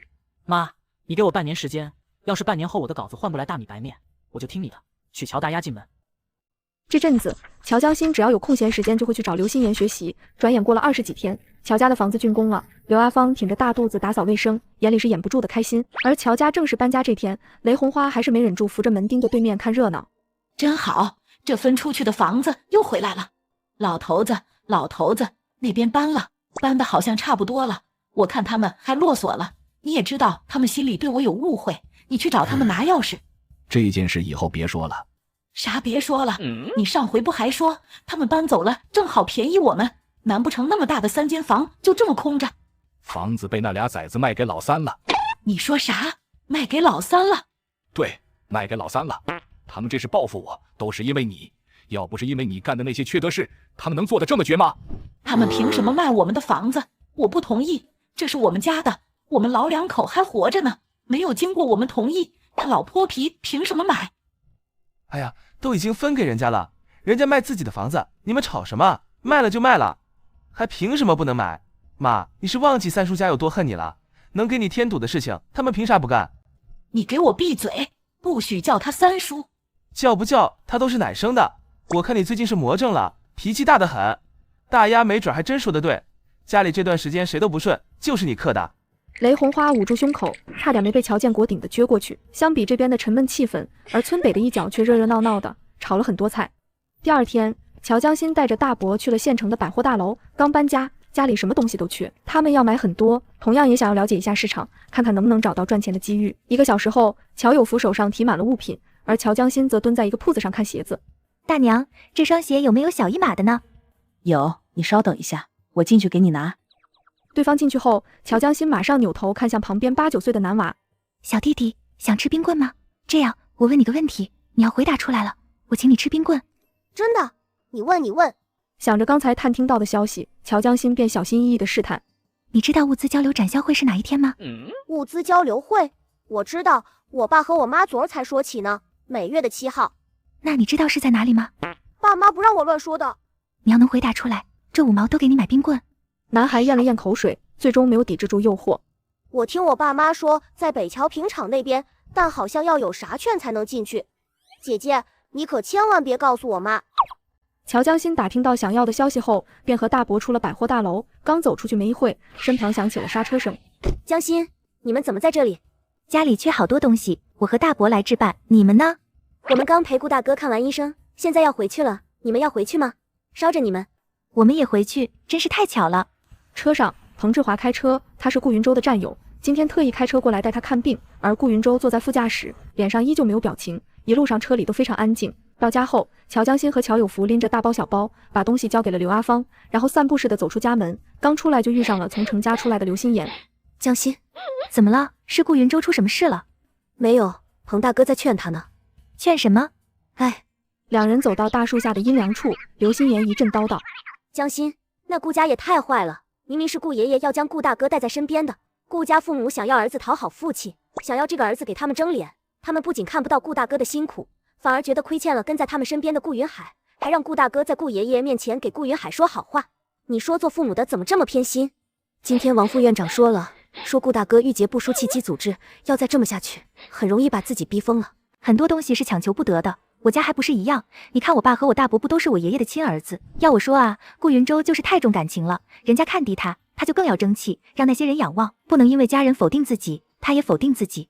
他是想从他爸妈身上得到感情回馈，才会觉得他们偏心，有期待才会失望失落。那狠心点直接割舍掉呗，直接当他们嘎了。这世上多少孤儿不都活得好好的？等站在他们高不可攀的地方，再低头看看他们，你就会发现，曾经那些你认为可望而不可求的东西，人家捧到你眼前，你都懒得看一眼。彭志华好不容易拉着顾云舟出来走走，结果一出来就听到乔江心这一番话：你在这胡说八道什么呢？那啥，我们就胡乱闲聊。顾大哥，你千万别放在心里。想不明白就不要想了，反正事已至此，人家为难我们，生活为难我们，我们就更要自己哄着自己，怎么能帮着敌人对付自己呢？你要相信，所有的山穷水尽都藏着峰回路转。谢谢。这人还怪有礼貌的。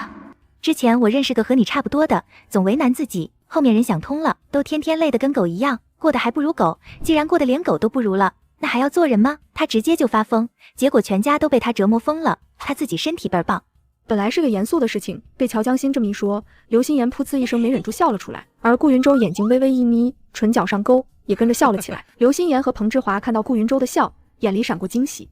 我为我刚才说的那些话道歉，我不是你，不能随意评判你，立场不同不能感同身受，但不管怎么样，我希望你记住，一定要救自己千千万万，加油！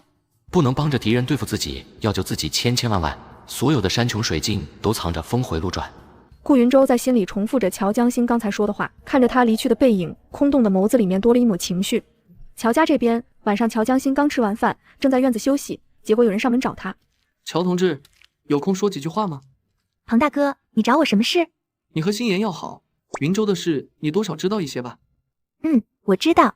下午你说你之前见过这样类型的人，你能跟我说说他是怎么回事，又是怎么治疗的，后面怎么样了？他死了。空气像是在这一刻凝固。你不是说他身体倍儿棒吗？怎么就死了？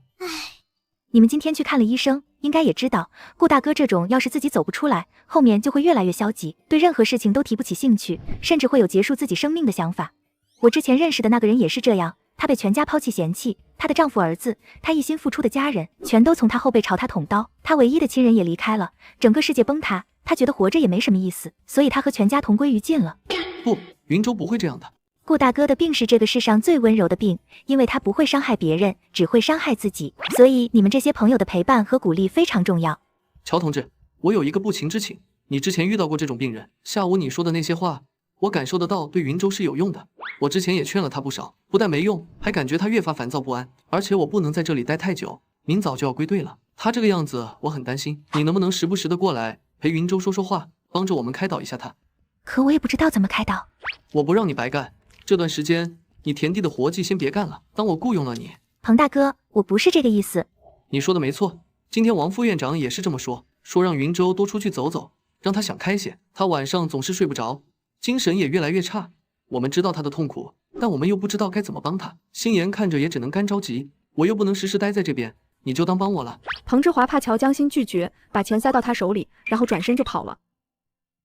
这几天把新家整理好后，乔江心便操心起了大伯的婚事。上一世，大伯十分心悦那个秦寡妇，经过多方打听，乔江心知道了秦雪还没找到合适的人家，便带着大伯直奔秦雪婆家。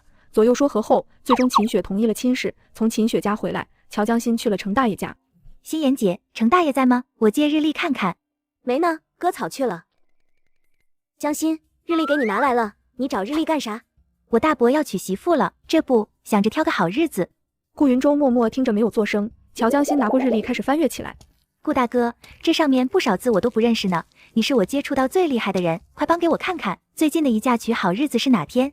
顾云舟被乔江心莫名其妙的一句夸给夸愣了。我觉得最好的日子就是国庆，还有2天就是国庆了，这可是国家庆祝的日子，没有比这更好的日子了。哇，顾大哥你果然懂得多，好厉害，还是英雄。你要是我妈生的就好了，我要有你这样优秀的家人，我天天都要出去显摆，而且人优秀就算了，长得也好看。顾云舟努力端着脸，抿着嘴唇压着嘴角，唇角被压得往下弯，耳朵后镀上了一层粉色。顾大哥，我想请你帮个忙。你说。顾大哥，我想让你陪着我大伯去接我大伯娘。这不好吧？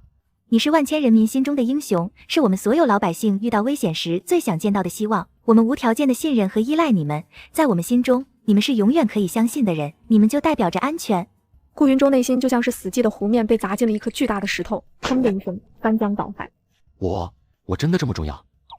对，你非常重要。迎亲的这一天很快到来，乔江心早早的起床上程家去找顾云舟。到的时候，顾云舟已经穿戴整齐，收拾好。咦，我是过来找顾大哥的，怎么好像看到潘安了？难怪人家说长得好看的都上交国家了。怎么办？今天可是我大伯娶媳妇，这风头不得让你全抢光了？你这往许家洞一站，多少姑娘得丢了芳心啊！顾云舟局促地避开乔江心的目光，脸颊脖子都一阵发热，而身旁的刘心妍嘴角抽了抽。不过他怎么感觉顾大哥好像精神多了？乔同志，你放心，今天我陪着去，保准将你大伯娘顺顺利利的接回来。乔有福赶着牛车，亲自带着牛婶和顾云舟去了许家洞，其他的人都在高石村村口伸长脖子盼着。江心，你下次夸人的时候能不能夸得真一点？就你那夸张的我都有点受不了，太假太矫揉做作。要不是亲眼见过你一挑三，连战3大妈，我都以为你是个甜妹了。矫揉做作怎么了？顾大哥喜欢听就行了。你之前不说顾大哥从小到大都被家里长辈打压式教育，如果是这样，他应该从来没有被肯定过，他非常需要得到外界的肯定和认同。哎呦，心妍姐，你这皮肤真水灵，长得也好看，就像那仙女下凡。你长得好就算了，还有文化，一看就是见过大世面的人，性格也好。江心，你怎么这么招人爱啊？小嘴真甜。喜欢听，现在不觉得我矫揉做作，不觉得假了？不，一点都不假。我觉得你说的每一句话都是事实，都说到我心坎上了。姐姐好爱听，超爱听。乔江心对着双标的刘心妍一个白眼翻过去。1个小时后，高石村村口，一个看热闹的妇人指着远处的牛车嚷嚷：“来了来了，新娘子来了！”乔家大门口瞬间噼里啪啦的炮竹声响起，乔江心热泪盈眶。这一世终于弥补了大伯的遗憾。乔家的喜事很快过去，秦雪和刘阿芳作为妯娌相处的也很愉快，日子一天天的过。乔江心每天都会学习，只不过现在教他学习的人已经从刘心妍变成了顾云舟。这天中午，他吃完饭扭头又往程家去了。江心，你来了，正好差不多面发了，可以包包子了。顾大哥，我今天一定让你们吃到独家秘包。乔江心冲到厨房，把炖好五花肉剁烂当做包子馅料，然后把白白的面团包着馅料在手中快速旋转，很快一个漂亮的包子就包好了。20几分钟后，蒸锅一开，整个院子都飘着香气，包子有点烫。乔江心拿起一个吹了吹，然后就往顾云舟嘴边递去。乔江心，你偏心，你怎么不先喂我？听到刘心妍的话，顾云舟的脸颊微微发热。谢谢，那我尝尝。香喷喷的包子入口，好吃的他舍不得吞下，他小口小口的吃，心里啪的一声，好像有什么东西要破土而出。你们先吃着，我拿2个走。乔江心拿着包子刚出程家大门，就看见一个穿着裙子的女同志踩着自行车驰过，她脸上的笑容慢慢的淡去。柳如烟，又见面了。自行车在陈家门口停下，柳如烟是来找陈文德的。如烟，你怎么来了？文德，我这次过来就是想问一下你是怎么想的，咱俩年纪都不小了，我爸妈见你这边没有回应，已经要给我相看别的人家了。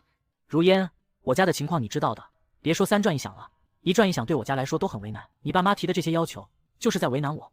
就算我爸妈提的要求过分了，我可以跟你一块争取，可你连上门都不肯去。文德，实话和你说吧，我爸妈已经松口了，要你上门去拜访，我做到这个地步已经可以了，要你连这一步也不愿意迈出，那我俩也没必要处了。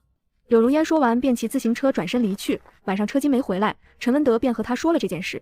柳叔叔好不容易松口了，我必须得去一趟。妈，我需要你的支持，你说我第一次上门，总不能空着手去吧？哎，文德，家里什么情况你也知道。妈，我说了我不会一直这样，你为什么就不相信我，非得让我娶个村姑回来，将我困在这穷乡僻壤，跟你们一样，面朝黄土背朝天一辈子？我是你的亲儿子啊，你就不能盼着我点好吗？妈不是这个意思，我的意思是，要是对方提出很过分的条件，就算你答应了，我们家也负担不起啊。我是傻子吗？车金梅不敢再开口，磨磨蹭蹭的进屋摸索了好一阵，这才揣着10块钱走了出来。虽然咱们家条件比不上柳家，但该有的礼数还是要有。妈，你放心，我不会乱花的。乔江心没有关注陈家那边，他忙得很。重生回来后没一刻是闲着的，给大伯娶完媳妇，他便开始琢磨了挣钱的事。后天就是7号，我得去县城一趟。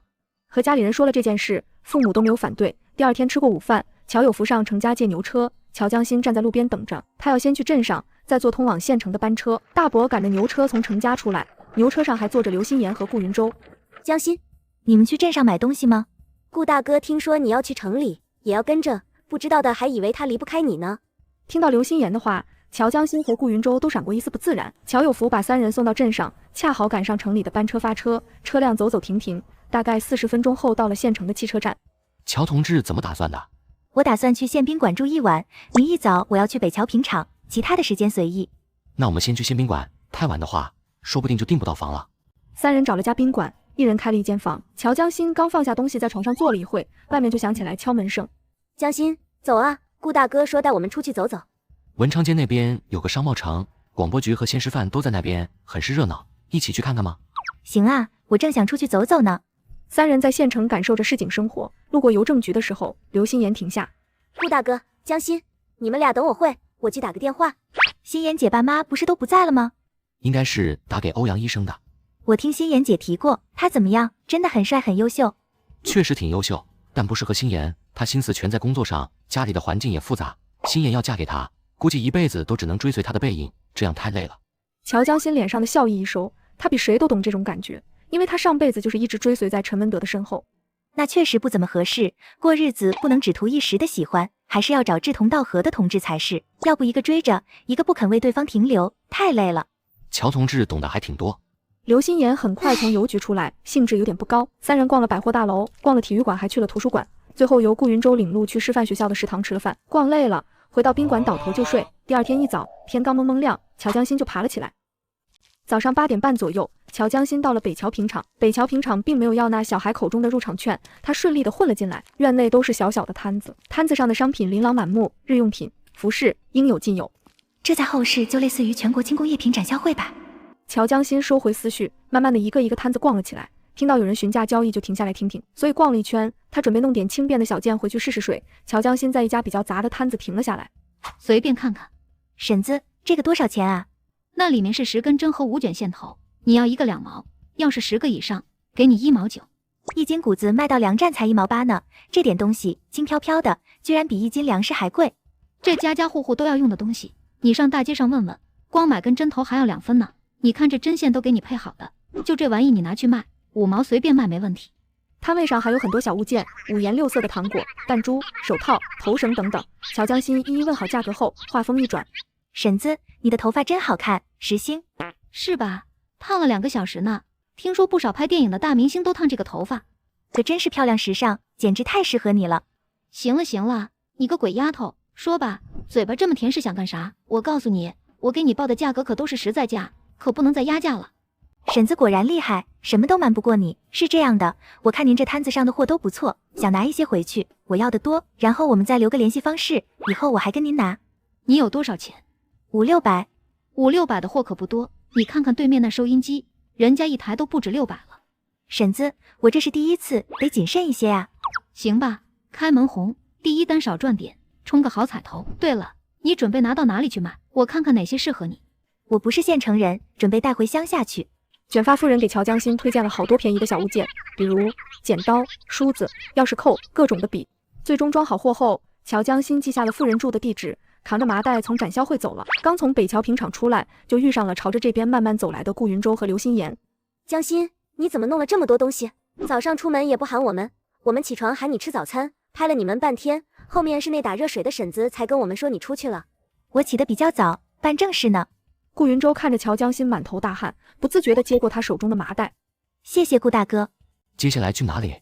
宪宾馆的房还没退，把东西先放回去，待会下午就回家。我跟我大伯说了，让他傍晚赶着牛车到镇上接我。你们呢？一起吧，左逛了半天，该走的地方差不多都走完了。那我们先回宪宾馆，既然来了，待会顾大哥顺道去一趟中医院吧。三人一起回了宾馆，将东西放好，然后两人陪着顾云舟去了趟中医院。顾营长果然是心智坚韧的人，你这种心态就非常好。咱平心静气的，不要想太多。之前开的药效果不错，我再给你开上一些，请继续保持这种状态。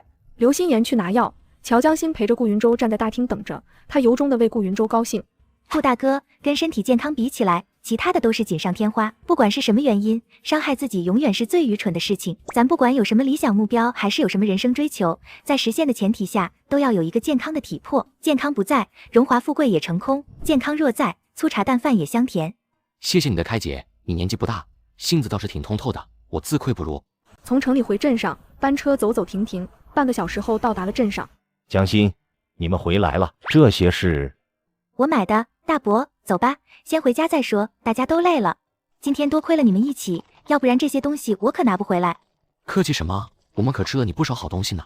江心，你真要谢，你再给我们做2次上回那大包子，我现在想起来都咽口水，比国营饭店的大肉包都好吃。顾大哥也喜欢，能不喜欢吗？那么大一个，顾大哥一口气啃了4个。之前我做饭，他总是吃得很省，我还以为他身体不舒服，后面我才反应过来，可能是我做的太难吃。而且程大爷也说我做的饭菜跟你那大包子比起来，连猪食都算不上。顾大哥，你说是不是？刘心言为了吃上江心做的包子，也是豁出去了。真的很好吃，大家都喜欢，毕竟是你的独家秘包。接太晚了，明天一定让你们吃上。到家后，乔江心一边解麻袋一边招呼大家过来。这是我今天在展销会上采购的。江心，你是想把今天带回来的这些货物拿到镇上去卖？江心，这不好吧？这是投机倒把，要是被抓住了，会被带去公社接受教育的。是我们卖，但不是去镇上卖，镇上的人有地方买，不缺这些东西。妈，现在哪里还有公社？也就是我们这些地方信息不流通，其他发达的地方，像沿海南边那一块，都已经完全开放了。时代在变化，所有的一切都在变好，都在前进。经济是，社会是，大家也是，所以我们一定不能停下。相信我，这次是一个机会，绝对不会有事。要不然，那些个发达的大城市就不会这样干。所以我们要趁着别人还没有反应过来之前，先迈出第一步，赚到这个钱。刘阿芳和乔有才面面相觑，他们不懂什么大道理，一辈子的追求就是吃饱穿暖不生病。你们难道想要一辈子在村里种地，以后弟弟出来了也跟我一样，10几年没一件新衣服，想读书都没有机会？江心，我跟你干，我不怕。我和你大伯娘一起，要真有事，就拿我去抵，我是男人。江心，可是我也不会啊。你们放心，我亲自带你们一天。什么？你以后不和我们一起干这个吗？是的，我有其他的打算，以后这个全都交给你们。确定好此事，乔家每个人都对未来充满希望。与此同时的陈家那边，陈文德气冲冲地推车出了柳如烟家门。今天是他上柳如烟家拜访的日子，特意买了很多礼品。可柳如烟爸爸一直在给他下马威，不仅饭桌上强行灌酒，吃完饭还让陈文德去刷碗。最终他还是没有忍住，扭头走了。文德，你等等，你干啥呀？就算我爸说话不好听，你也不能在这么多人面前甩脸色啊！我可是提着礼品上门的，拿点礼数没做到，走的时候也打招呼了。我家里是真有事。吓我一大跳，我以为你生气了。你爸妈好像对我不是很满意，我们还有必要谈吗？那你就用你的行动说服他们啊！如烟，门当户对，说的是家风，不是物质条件。陈文德留下这一句话后，便骑着自行车走了。也许我妈说的对，乔江心才更适合我。第二天，天还蒙蒙亮，一家子都早早起床了，吃过早饭，大家都围着乔江心，听着他讲解。乔江心一边往筐里塞东西，一边给家人报价格，东西很快整理出来。江心，我们从哪里开始？我们先去车间村。刘阿芳留在家里做饭，其他的3人跟着乔江心就出发了。到达车间村村口，看到那一排人时，本该雄赳赳气昂昂的3人莫名的虚了下来，下意识的转头看向乔江心。大哥大姐叔叔婶子们好啊！闺女，你们这干啥的？婶子，我们是卖货的。各位婶各位叔，别看俺们筐小，里面的宝贝可不少，针线包、当当糖，来，大家看一看，雪花膏、香喷喷，大哥买了送大嫂，大嫂天天对你好。一时间，所有的人都好奇地围了过来。那啥，随便看，都是好东西。对，都是大家平日里需要的东西，去镇上买还远，我们直接送上门了，比供销社更便宜。咦，那是书币吗？我家妞长了虱子，把家里的书壁、池子都输折了，正缠着买新的呢。铅笔多钱一支啊？拿出来我看看，我家大孙那铅笔就剩下个笔头了。一堆人围着乔有福、乔有才，七嘴八舌的询问价格。大家别急啊，一个一个来。婶儿，给孙子买铅笔是吧？铅笔1毛，笔盒8毛，这笔好写，回头准给你考个第1名回来。车间村200来户人家，4人在这个村子转了一上午，就把拿来的货卖光了。这个时候物资匮乏，交通也不便利，所以乔江新带着大家的第一次卖货非常顺利。几人兴高采烈地回了高石村，把战绩告诉了刘阿芳后，便赶忙去了程大爷家，因为他想起来昨天答应刘心妍蒸包子的事。江新，你终于回来了，你一上午干啥去了啊？大清早就出门了，我去你家好几趟了，你都没回来。不好意思啊，姐带着我爸、我大伯他们上车间村了，我这不是赶回来了吗？乔同志回来了，又要辛苦你了。心妍姐，多跟顾大哥学学，你看顾大哥说话多稳重，多招人喜欢。顾云舟不好意思地低了下头，嘴角轻轻往上勾。你别光夸顾大哥了，赶紧干活吧，我们都等着呢。刘心妍已经把准备工作做好，剩下的乔江新全权负责。他的动作很快，没一会便包完一锅包子。10几分钟后，蒸笼就开始朝着外面喷香，馋得刘心妍直流口水。可以了吧，江新？可以了，开锅。锅盖一打开，程大爷家的满院子飘香。没2分钟，程大爷和刘心妍已经捧着包子稀呼哈呼了。江新，你这手艺要出去卖吃食，肯定能赚大钱。要是你当老板，我一定天天光顾，发的那点工资津贴全给你送去。真的假的？天天光顾，工资全给我？我还真有这个想法呢，想要到城里开饭馆，而且我的拿手菜可不止这一道包子，我炖的汤那才叫一绝。本来乔江新就已经想好，这次的货物带回来交给爸爸大伯他们卖，他是准备去城里盘一个铺子下来的。以他的手艺，要是开一个饭馆，不愁不红火。乔江新吃饱喝足回去后，家里正一片欢声笑语。江新，你回来了，你知道今儿上午我们卖了多少钱，卖了多少货出去吗？纯利润是51块7毛2，50多也，我的天哪，比那正式工还赚钱啊！正式工一个月也就是30多，那还是一个月呢，我们这只是一上午的。江新，你说要是我们再去一下午，一天不得100多？照这样下去，我们家不得成为了宁县的万元户？江新，趁着现在大家都在吃中饭，我们推到村中央喊去，村里肯定也不少人要买。高石村暂时先别卖，先把周边的村子窜一遍。我们去其他村子，很多人都不认识我们，也不知道我们赚了多少钱，这无形中就避免了一大批的嫉妒。要是在自己村里，大家都是认识我们的，本来一起穷得好好的，突然我们赚钱了，你说有几个真心为我们高兴？说不定接来借钱，您来问哪里拿的货。江新说的对，村里先不卖。第二天，乔江新没有跟着，把任务都交给了他们3人，毕竟昨天已经有了经验，3人也不再举措。乔江新带着书本跟以往一样去程家，正好遇着程大爷和刘心妍拉牛车。心妍姐，你们上镇上去吗？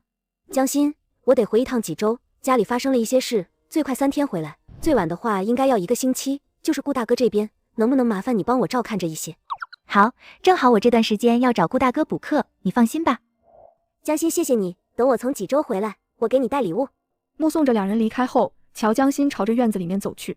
顾大哥，心妍姐怎么了？走得这么急，是家里发生什么事了吗？好像是欧阳若飞要订婚了。啊，上回我听心妍姐说，她小时候好像和欧阳医生有婚约是吧？怎么又和别人订婚？刘叔不在后，欧阳家就否认了这一门亲事。那心妍姐干啥还？感情的事情谁说得清？之前她还小的时候，大家都说她是欧阳若飞的小媳妇，大家说多了，她自己也这么想了，所以一直都把她当成自己的未婚夫。乔江新见顾云舟目光无神，以为他想到了自己的未婚妻。他不也和心妍姐一样吗？不，他比心妍姐还惨，好好的未婚妻变成大嫂了，而且还是他家里人干的。顾大哥，你看，其实天很蓝，阴云总会散，优秀的人真的非常多，咱没必要盯着一个看，东西已经丢了，再珍贵又何妨？也许这就是另一段缘分的开始呢。而且，顾大哥你这么优秀，值得更好的人。乔同志，我没有，你误会了，我跟刘新月见的不多，我大部分时间都在队里，回大院的时间很少，与心妍、欧阳他们不一样。当初我并不知道，家里就给我定下来了，不管是定还是退，都没有人问过我意愿。行了，之前不好的事就让它过去吧，开心的事才值得留恋，我们都往前看。顾大哥，我这里有几个问题不懂，你给我讲讲呗。什么问题？我看看。2人坐在院子里，挨得很近。乔江新指着书本说着什么，顾云舟侧着头看着他，阳光照在了他的脸上，脸上的绒毛清晰可见。顾云舟的心里前所未有的放松和宁静。这一刻，他知道自己喜欢上了这个只要一见面就让他开心的姑娘。顾大哥，你真厉害。你也非常聪明，跟我以前遇到的姑娘都不一样。哪里不一样啊？真诚又善良，宁静又美好，对生活充满热情，对未来充满憧憬。乔同志，你真的很好。听到顾云舟的话，乔江心愣了一下，然后脸顿时红了起来。1个多星期，乔江心带回来的第一批货就出的差不多了。晚上吃过饭，大家关好门，围坐在了桌子面前，看着乔江心算账。怎么样，江心，我们赚了多少？这里所有的钱总共是1377块，咱家剩下的货大概还能卖个300块，拿货的钱是550块，剩下的利润是822块。这才1个星期，我们就赚了城里正式工2年的工资。1个星期就800多，1个月有4个星期呢。大家别高兴得太早了，咱们刚开始做，买的人比较多，但是后面可就没有这么暴利了。还有就是家里的货卖不了多久，明天我进城一趟，首先我把之前拿货的本金抽出来，另外抽200出来作为我的那一份，以后就不抽了，全归家里，家里扣了必要的开销，剩下的钱再分成2份，我爸妈一份，大伯和大伯娘一份。不行，江心，之前说好的，这家里赚的钱分3份，你单独占1份，以后都是。对，这事要没你可做不起来，要说的再过点，你一个人占大头也是应该的。一家人不说两家话，就按我说的来吧。第二天早上起床，乔江心就去程家找顾云舟。这次他上城里，除了拿货外，还有一件重要的事情。算算时间，城北烂尾楼外面那套大院子现在开始对外售卖了。顾大哥，顾云舟正坐在院子里思考人生，听到乔江心的喊声，他迅速站起身，嘴角无意识地往上勾了勾。乔同志，早啊。顾大哥，我有一件事想要你帮一下忙。我上回带来的货卖完了，我要再去进货。然后我听人说城北那边有一套院子在卖，我想去看看。很多事我也不懂，而且我怕人家欺负我年纪小。要是你有空，你陪我去充充面子呗。行，我正想出去走走。吃过早饭，乔江心带上了家里全部的现金以及小黄鱼。程大爷赶着牛车将2人送到了镇上。路上小心点，傍晚我搁前面等你们。程大爷，谢谢你，下午回来我给你带烧鸡。2人朝着班车停靠点走去。就在这时候，路边一道身影引起了乔江心的注意。顾大哥，你在这等我会，我找熟人说2句话。咦，你不是文德哥那对象吗？你是陈家的亲戚？不是，我是高石村的，之前和文秀一起玩过，我见到过你上陈家。陈文秀说你是他嫂子。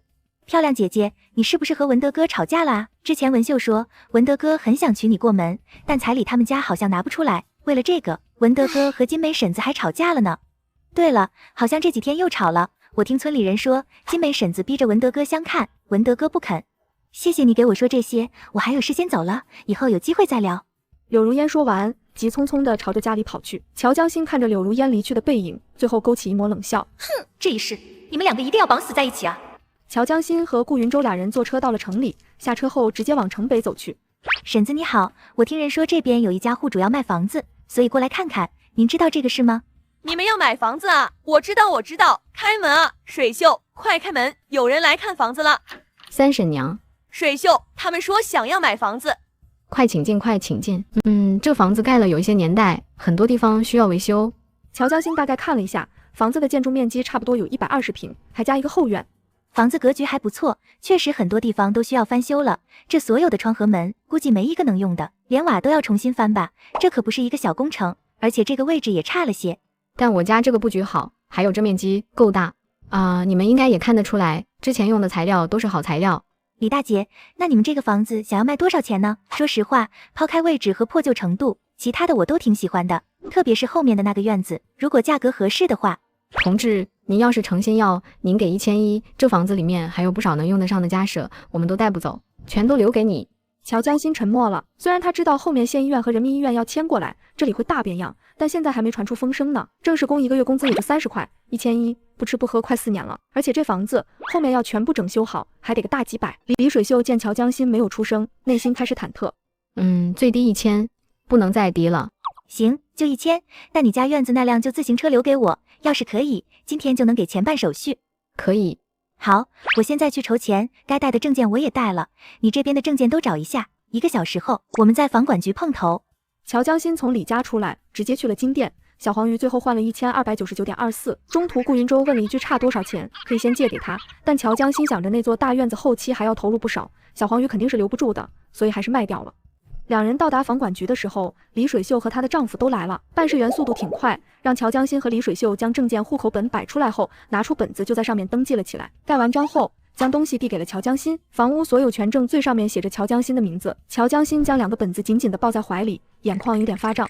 这套房子是2辈子来我唯一拥有只属于自己一个人的家。乔同志，没问题吧？不好意思，不好意思，走神了。李大姐，这是1000，你点点。钱没问题，妹子，3天后你过来收房，我交钥匙给你。事情都办完后，乔江心把自行车骑走，打算载着顾云舟往城南跑。顾大哥，你上来，我载着你。那啥，乔同志，要不还是我来吧？你是怕我把你摔了吧？你放心，我保证不会。我身体不好，不能受惊吓，会加重病情。可你这身子骨能踩自行车吗？这可是个体力活。我慢一点，没事的。上回王副院长也说了，适量的运动对身体好。走，上车。乔江心坐在后座上，感受着微风轻轻吹过。顾云舟果然骑得很慢很稳，就像是在散步一样。高大的背影为他遮住刺眼的阳光，他和他的内心都生出了不一样的情感。可这时候的乔江心突然摇头。乔江心，你想什么呢？顾大哥可不是你可以肖想的，而且他家里那么复杂，你还想重蹈上一世的覆辙吗？乔江心自己去了17号巷子，顾云舟在巷子外等他。刚进去就听到里面传出争吵声，一大群人围着看热闹。定眼一看，2个壮硕的妇人正薅头发干架呢，而其中一个正是他要找的刘翠云。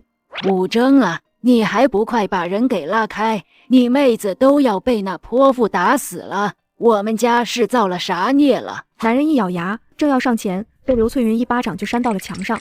刘翠云，你天打雷劈，你也会有老的那一天，我看着。带着你妈滚蛋！妇人那叫骂声顿时就卡住了，老太太的哭声也一下子收了。翠云，你怎么能？你也跟他们一起滚！3人屁滚尿流逃跑后，周边的邻居渐渐散了，此时只有乔江心站在旁边。是你，婶子，来吧，屋里说去。上次的货出完了，还没有呢，不过也快了。我家里好几个人出去卖，分一分就没有多少了。这不怕后面货接不上来，所以找婶子来了。你刚才看了挺久的吧？啊，你不怕我啊？就这么跟着我进来了？这周边街坊邻居可都说我是母夜叉，连个老人家都容不下。这世上应该没有任何一个女人结婚是为了为难一陌生老太太来的。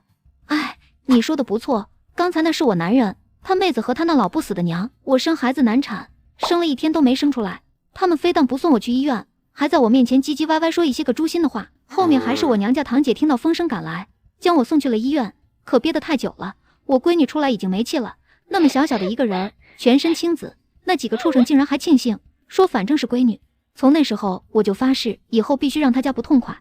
婶子，我不觉得你坏，我还觉得你厉害。很多女人被欺负了，都是忍着，哪怕后面自己站在高位了，也会圣母心泛滥，觉得过去就算了。你说的对，凭啥过去？就是要让他们也尝尝你受苦的滋味。呵呵，你这丫头性子太合我胃口了。走吧走吧，不是要拿货吗？放货的地方有点远，你没关系吧？我家的情况你也知道，这货物可不敢放在周边，而且这不是我一个人的生意。我明白。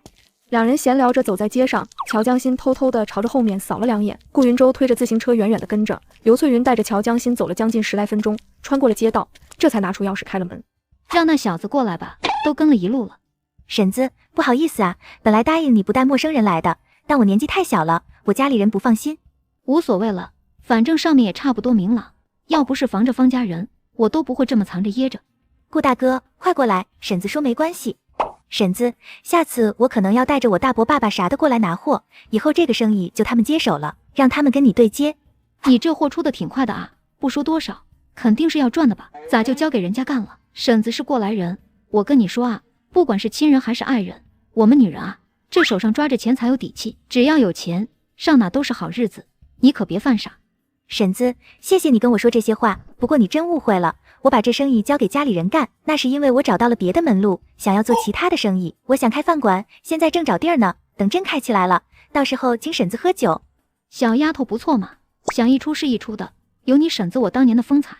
婶子这是夸自己还是夸我啊？2人对视一眼，同时笑了出来。从家里带来的货款622元，乔江心全都换成了货物。自行车再次上路的时候，乔江心坐后座上抱着超大麻袋，路过烧鸡店的时候，一口气买了4只烧鸡。买这么多啊？天热可不经放。我答应程大爷给他买1只的，他单独1只，你1只，剩下2只给我家人多，指定能吃完。顾云舟听到给自己也单独买了1只，心情又荡漾起来。上了回镇子的班车后，跑了1天，乔江心有点累，甚至打起了瞌睡。顾云舟小心翼翼地伸出手，将他脑袋撇到自己肩膀上。两人到达镇上的时候，程大爷已经在等了。让乔江心没想到的是，牛车上已经坐着一个人。江心，好啊，趁着我不在，又去城里了，你怎么不等我？心妍姐，你啥时候回来的？我也刚到呢，我还准备租牛车回去，结果刚下车就碰上了程大爷。心妍姐，你家里的事情解决了？我已经和欧阳若飞没有关系了，欧阳家这些年的意思我看得很明白，所以我现在觉得特别解脱。那以后咱俩有伴了，哈哈哈。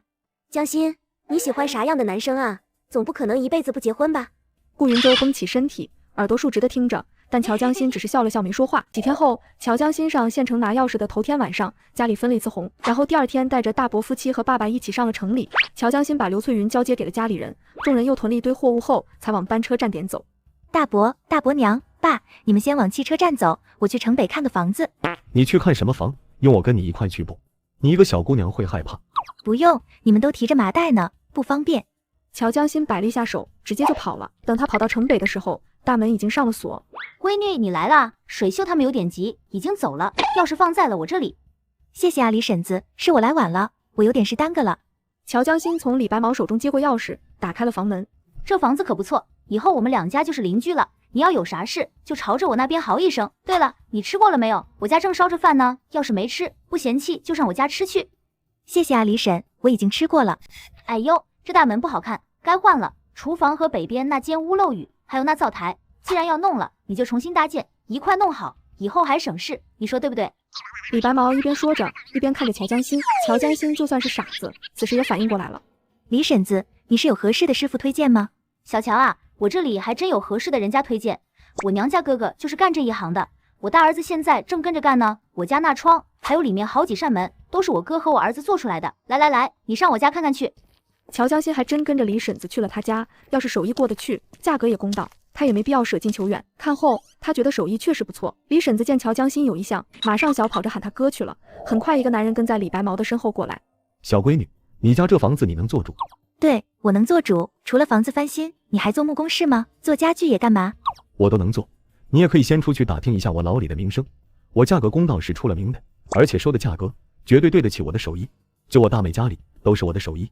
乔江心以极快的速度和李白水敲定了用工，又跟着对方在房间转了一圈，大概说了哪些地方要改，哪些地方怎么改，然后问了全套家具定制的价格，最后找李白水要了一个房屋整修包工包料的总报价。一场交谈，李白水对乔江心的态度也越发郑重，最后确定好材料工期，乔江心放心的留下了钥匙和160块定金。在城北房子这边耽搁了2个小时，等乔江心赶到汽车站的时候，回往镇上的班车已经剩最后一趟。爸，江心，你可算是回来了。你爸都嚷嚷着要去找你了，怎么样？房子租下来了吗？乔江心并没有跟家里人说买房子，只说是租房子做吃食。租下来了，已经弄好了，还找了工人，准备将房子整修一遍，所以耽搁了些时间。走吧，我们回去。转眼就到了腊月，人民医院和中医院搬迁的通知终于出来了，整个城北都热闹起来，而乔江心的房子也已经装修完毕，现在干净利落，灯火通明。腊月下旬的时候，彭志华来了，要将顾云舟和刘心妍接到济州过年。年后我们就回来了，提前祝你新年快乐。你们也是，年后早点回来，说好的，到时候要去我的饭馆照顾我生意。没问题。乔同志，云舟的变化我看得到，真的很感谢。不用客气，顾大哥是一个非常好的师傅，这段时间我也从他身上学到了很多。江心，有什么好吃的，记得给我留一份，等我回来给你带礼物。好，一路顺风。转眼1星期过去，今天是大年30，家家户户都十分热闹。乔家这边为了庆祝过年，炒了一大桌子菜，欢声笑语响满了整个院子。而远在百里之外的济州，顾云舟看着眼前的一家人，思绪却飞走了。不知道江心吃了没有？今天一定是他下厨，肯定会做很多好吃的。来，云舟，你吃点羊肉，瘦是瘦了点，但气色看起来比半年前好多了。看来宁县那边的水土养人啊。妈，我不喜欢吃羊肉，喜欢吃羊肉的是大哥。王洛顿时脸色一僵，心里责怪顾云舟不懂事。哎，我记错了，你喜欢吃这个？这也是大哥喜欢吃的。他将碗往后一拖，避开了王洛的筷子，那一坨瓤豆腐掉在了桌子上，顿时现场所有的视线都朝着顾云舟望了过去。嗨，你从小就不挑食，虽然在部队，但每次回来我看你啥也吃，以为你和你大哥一样喜欢吃羊肉和瓤豆腐，现在怎么突然又不喜欢了啊？因为我每次回来，饭桌上都是羊肉和瓤豆腐，不吃也没其他的菜。你妈粗心，这么多菜呢，你喜欢吃什么自己夹，都是一家人，没必要弄得那么客气。桌上的菜没有一个是我喜欢吃的，我吃饱了，你们吃吧。言罢，他站起来直接离开了饭厅。顾云舟的离席让本就尴尬的气氛直接结冰。你这个母亲做的真合格，这么多年连孩子喜欢吃啥都不知道，好不容易回来一趟，连口核心的都吃不上。哼，故意的，他就是故意的，他这是怨着我们呢。我不是一个合格的母亲，他是一个合格的孩子吗？这种场合，当着这么多人的面，让我下不来台，我一张脸都丢尽了。顾云舟站在院子外面，抬头望向天空，脑子里无限畅想。这个时候的乔江心在做什么呢？突然，有脚步声在他身后响起，紧接着说话的声音传过来：今天这种场合，阖家团圆大喜的日子，你不该将场面弄得这么难看的。爷爷生气了，大家都走了，都没吃饱，妈现在还在屋子里哭呢，弄成这个样子，对你有什么好处？我没有耐心配合他们演戏，也不想再委屈自己来演什么母慈子孝的画面，并且我不觉得自己做错了什么。还有，麻烦你离我远点，你现在是我嫂子，我们俩之前毕竟订过婚，还是避嫌一点好，免得引起不必要的误会。云舟，你这是在怪我吗？怪你什么？我们俩虽然订过婚，但都是长辈做主的，没有人问过我的意思，我们也基本没相处过，何来怪你说？我们没有怎么相处过，但我却了解你，你一直都是一个情绪温润稳定的人，今晚这么失控还是第一次。虽然你不承认，但是我也清楚是因为我，可我现在已经是你嫂子了，我希望你能接受这个事实。言罢，刘新月也不等顾云舟说话，转身就走，步伐决绝。而顾云舟现在满脑子都是，他是不是有病啊？云舟，不管你心里想什么，我希望你明白，新月已经和我结婚了，现在她是你嫂子，我们生活得很幸福。我希望你能清楚自己的定位，不要弄出不必要的误会出来。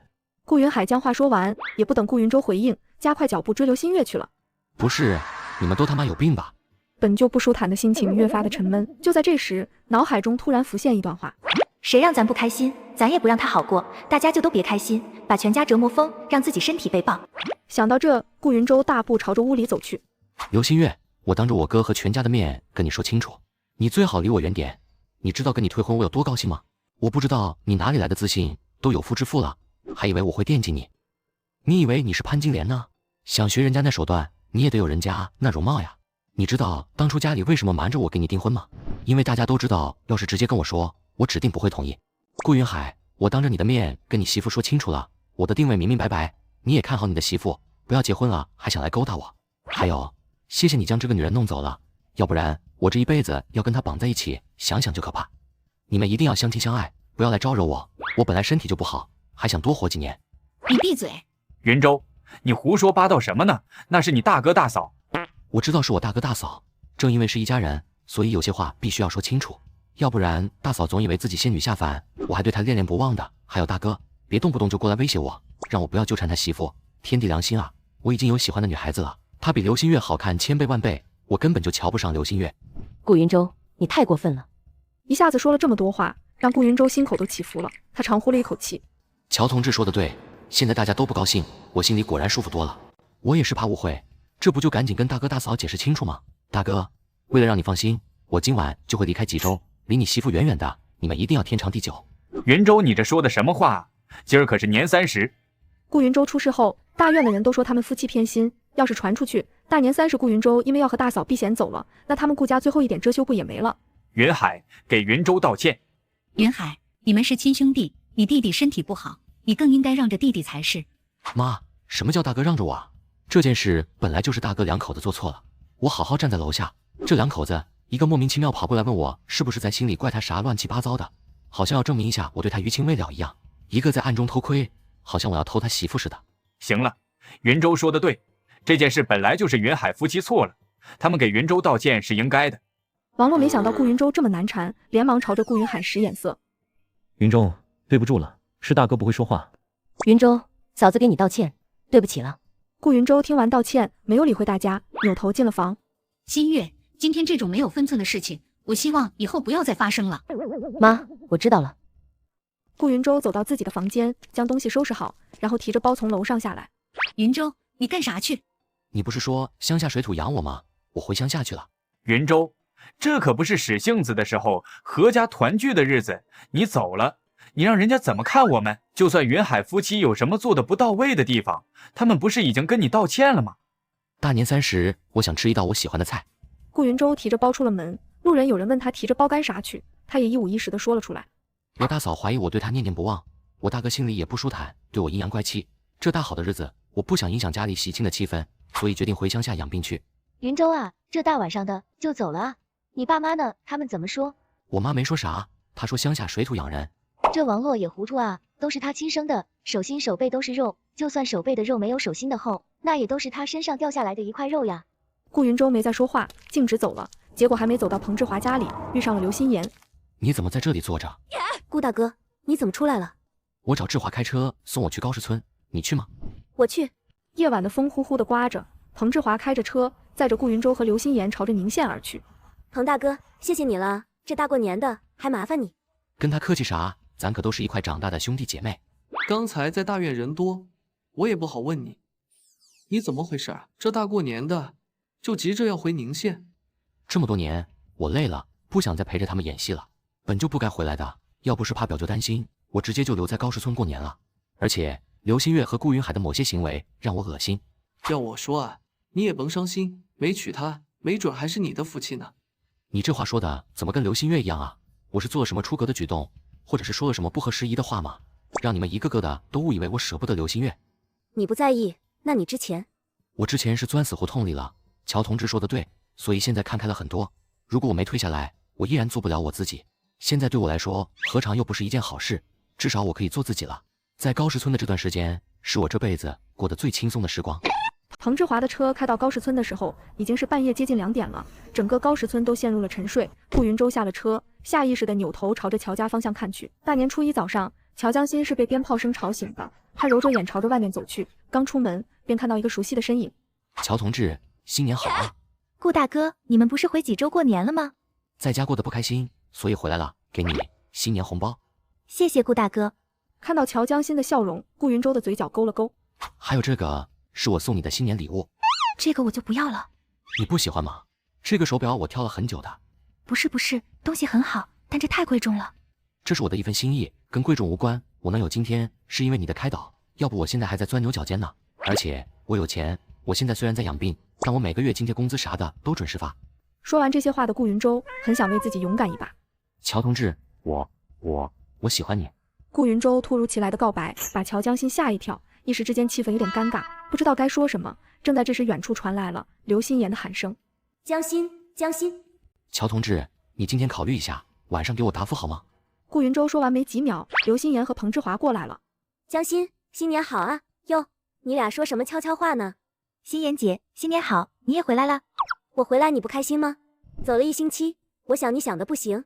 你是想我，还是想我做的吃的啊？嘿嘿，想你。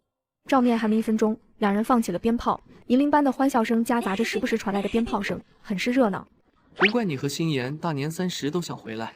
自从刘叔叔没了后，我可很少见他笑得这么开心。大年初一，因为顾云舟和刘心言的回归，村北比前几日热闹多了。可细细观察乔江心，就会发现他今天十分走神。当天晚上是在程大爷家吃的饭，乔江心亲自下厨，众人吃的肚子快撑破了肚皮。晚上乔江心回去，顾云舟主动出去送他。乔同志，咱们可以聊聊吗？顾大哥，你挺好的，不过我并不想结婚。你喜欢我吗？我知道你嫌弃我的家庭复杂，我和家人本就关系不好，以后咱们结婚后也不可能和他们住在一起，哪怕和他们不联系也没关系。而且我们只是先试着接触，如果以后你觉得和我不合适，可以随时甩了我。那你的意思就是咱们可以只搞对象，我可以不用负责喽？不是，乔同志，我明白，不用解释了。好，我同意跟你处对象，以结婚为目的的处对象，但是相处过后发现三观不合，咱们就好。年后，乔江心的饭店开业了，很是红火，众人都夸赞老板的手艺很好，一传十，十传百，把乔江心的饭店夸上了天，不少人纷纷慕名而来。而顾云舟为了离自己媳妇近点，也搬到了城里养病。不久后，刘阿芳给江心添了个弟弟，全家开心的不得了。顾云舟以男朋友的身份看望了自己的丈母娘。半年后，顾云舟也回归部队，两人只能开始日思夜想的异地恋生活。幸好离得不远，乔江心隔几天就会去看望自己的男朋友。乔江心过得很忙，再也没时间去想上辈子的恩怨，只是偶尔听自己妈妈说隔壁陈家儿子结婚了，日子过得鸡飞狗跳，不久又离婚了。乔江心听到也只是笑了笑。1年后，俩人的感情越来越好。顾云舟求了婚，乔江心说我愿意的那一刻，顾云舟感觉所有的一切都值得。婚礼举办的也很热闹，双方叫了些自己的亲朋好友，但顾云舟没有叫上偏心眼的父母。结婚当晚，顾云舟终于如愿地抱上了自己的妻子。江心，我以后一定会对你好的。我相信你。宝子们，《江心虐渣记》本季已经更新完毕，感谢大家的支持。